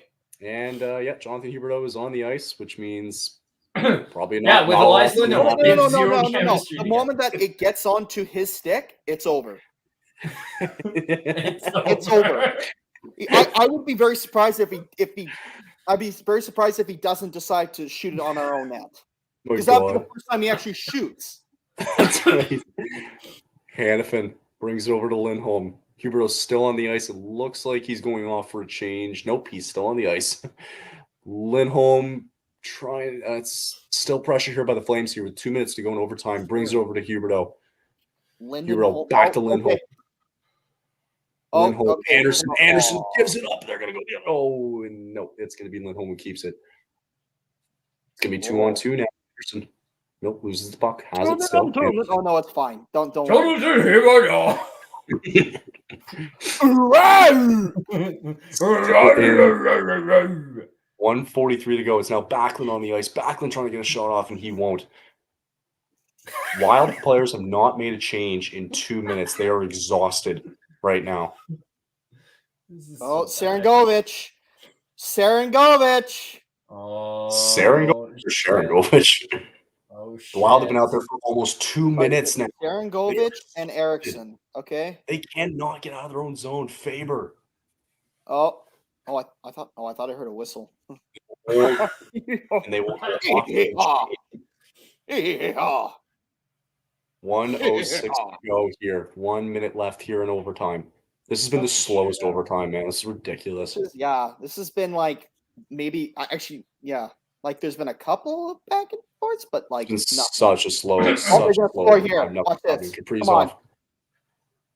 Right in front. Ryan around. Lewandowski's shot just goes wide. Somebody get the puck, man. What are they doing? Oh my goodness. 40 seconds to go here. Complete giveaway. Do something here. Oh, fuck the shootout. Is it shoot? Probably going to a shootout. Yeah, it's gonna go to a shootout. I don't want to hear any reaction between the save and a goal either. Yeah! Shot goes high. 15 seconds to go here, and we are. Puck goes high. Yeah, there we go.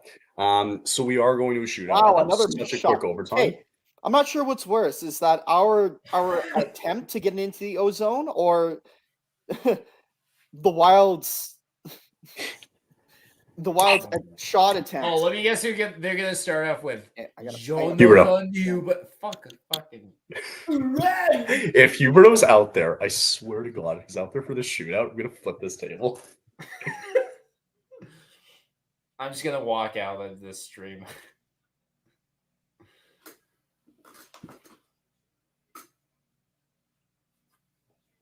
Yeah, it's over. Okay. So we are going to a shootout. Fuck the shootout. God, I honestly, for giggles, I hope that you're right. Okay, perfect. Just found out I'm playing hockey tomorrow night. I really hope Huberdeau's just coming in. I really do. Oh, and Connor's gone. Oh, he's back. He's back. Right. Yeah, They got Zuccarello going first for Minnesota. Okay, so Sharangovich needs to be in this shootout, right? Sharangovich needs to be in this shootout, 100%. Oh. What was that? That tells us nothing. Shut up. Did they score against Vladar? Yeah, okay, good. All right, good. No. All right. I told you. Oh, thank God. All right. Zuccarello apparently is going to score in this first shootout attempt. And it's funny because he didn't really get like all of it, which is kind of funny. Zuccarello scores on the first shootout attempt. By the way, guys, it's 56-7 for the Raiders. Oh my God. Which is absolutely crazy. That's nuts. That's crazy. It is one. They're looking at the goal to see if he kicked it in. Wait, they're looking at it? They're looking at it. I don't know why. He thinks he double tapped. Zuccarello has it. So they're thinking that he does. Why would that not be a goal? That's still a good goal. Oh, Sharangovich. Please tell me he got stopped. Please tell me he got stopped. No. Don't tell us anything. No. Or was it funny that you missed? That's fine. Okay, yeah, don't tell us anything. Yeah, don't. Don't tell us anything. Yeah, don't tell us anything. All right. I don't care. They're still showing me the replay here of the first goal. Same here. Okay. Okay, well, I'm hearing cheering, so obviously this has been, yeah. Okay, so Sharangovich is going to go now. Here he goes, winding his way in. Scores. Does he? Did I spoil it for you, Connor, or no? Well, you're about 3 seconds ahead, so yes. Oh, okay. I wish I could say, oh, it's lot. I can pause it for 3 seconds. Okay, One, sure.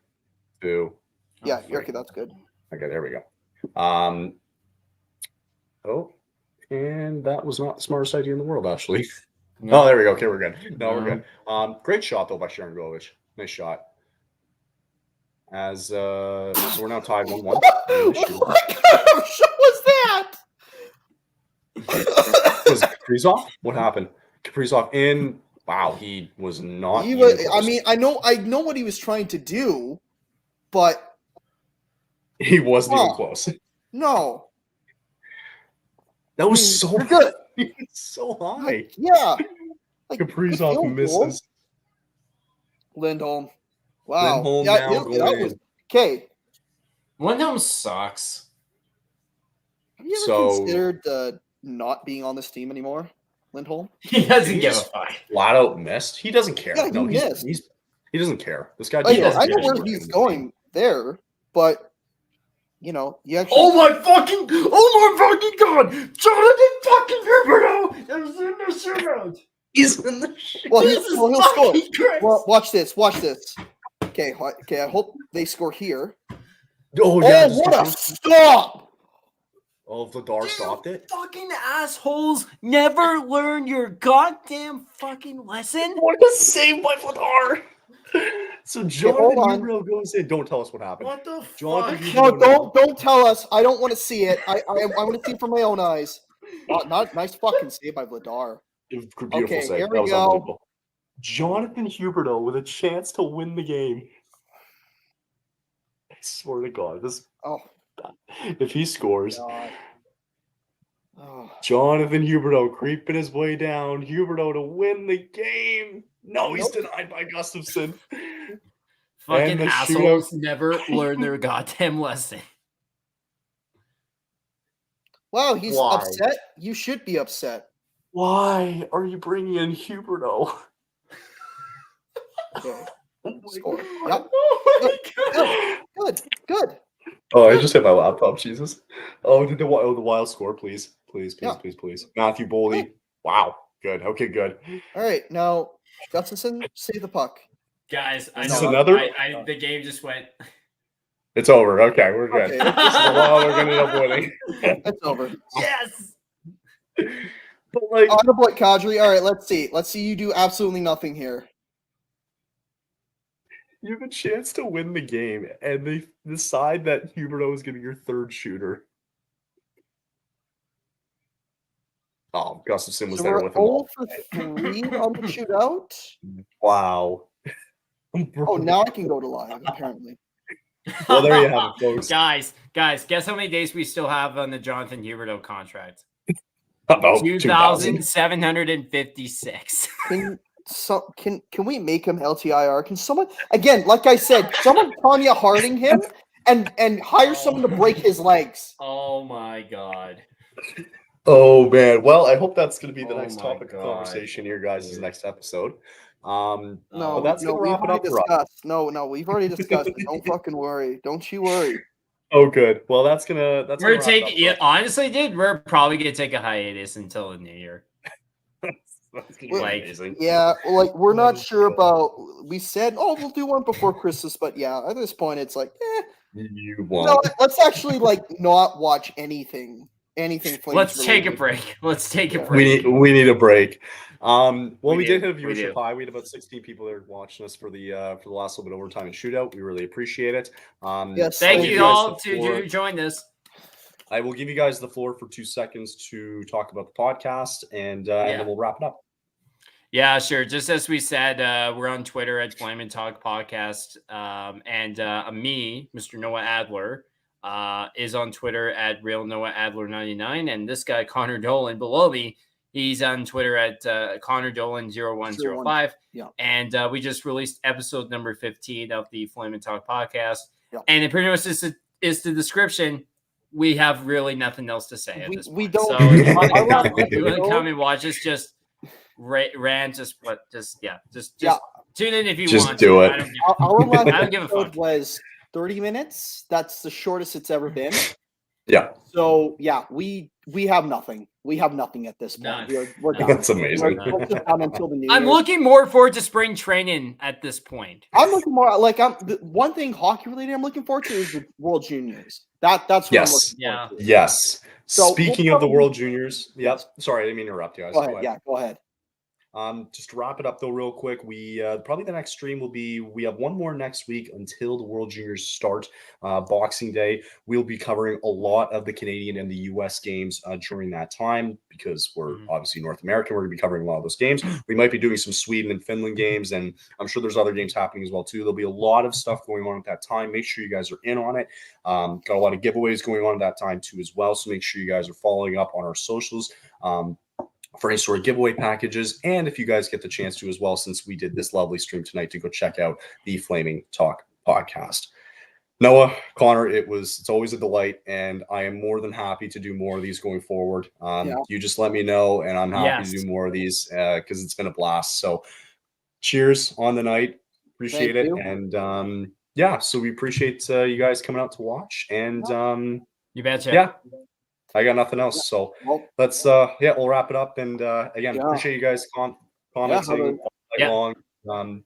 We will see everybody in the next live watch along, which is sometime next couple days or next week. So for sure. Appreciate it, guys, and have a great Merry night. Christmas.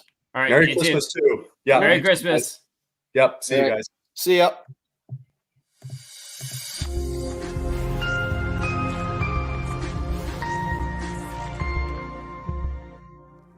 Say something.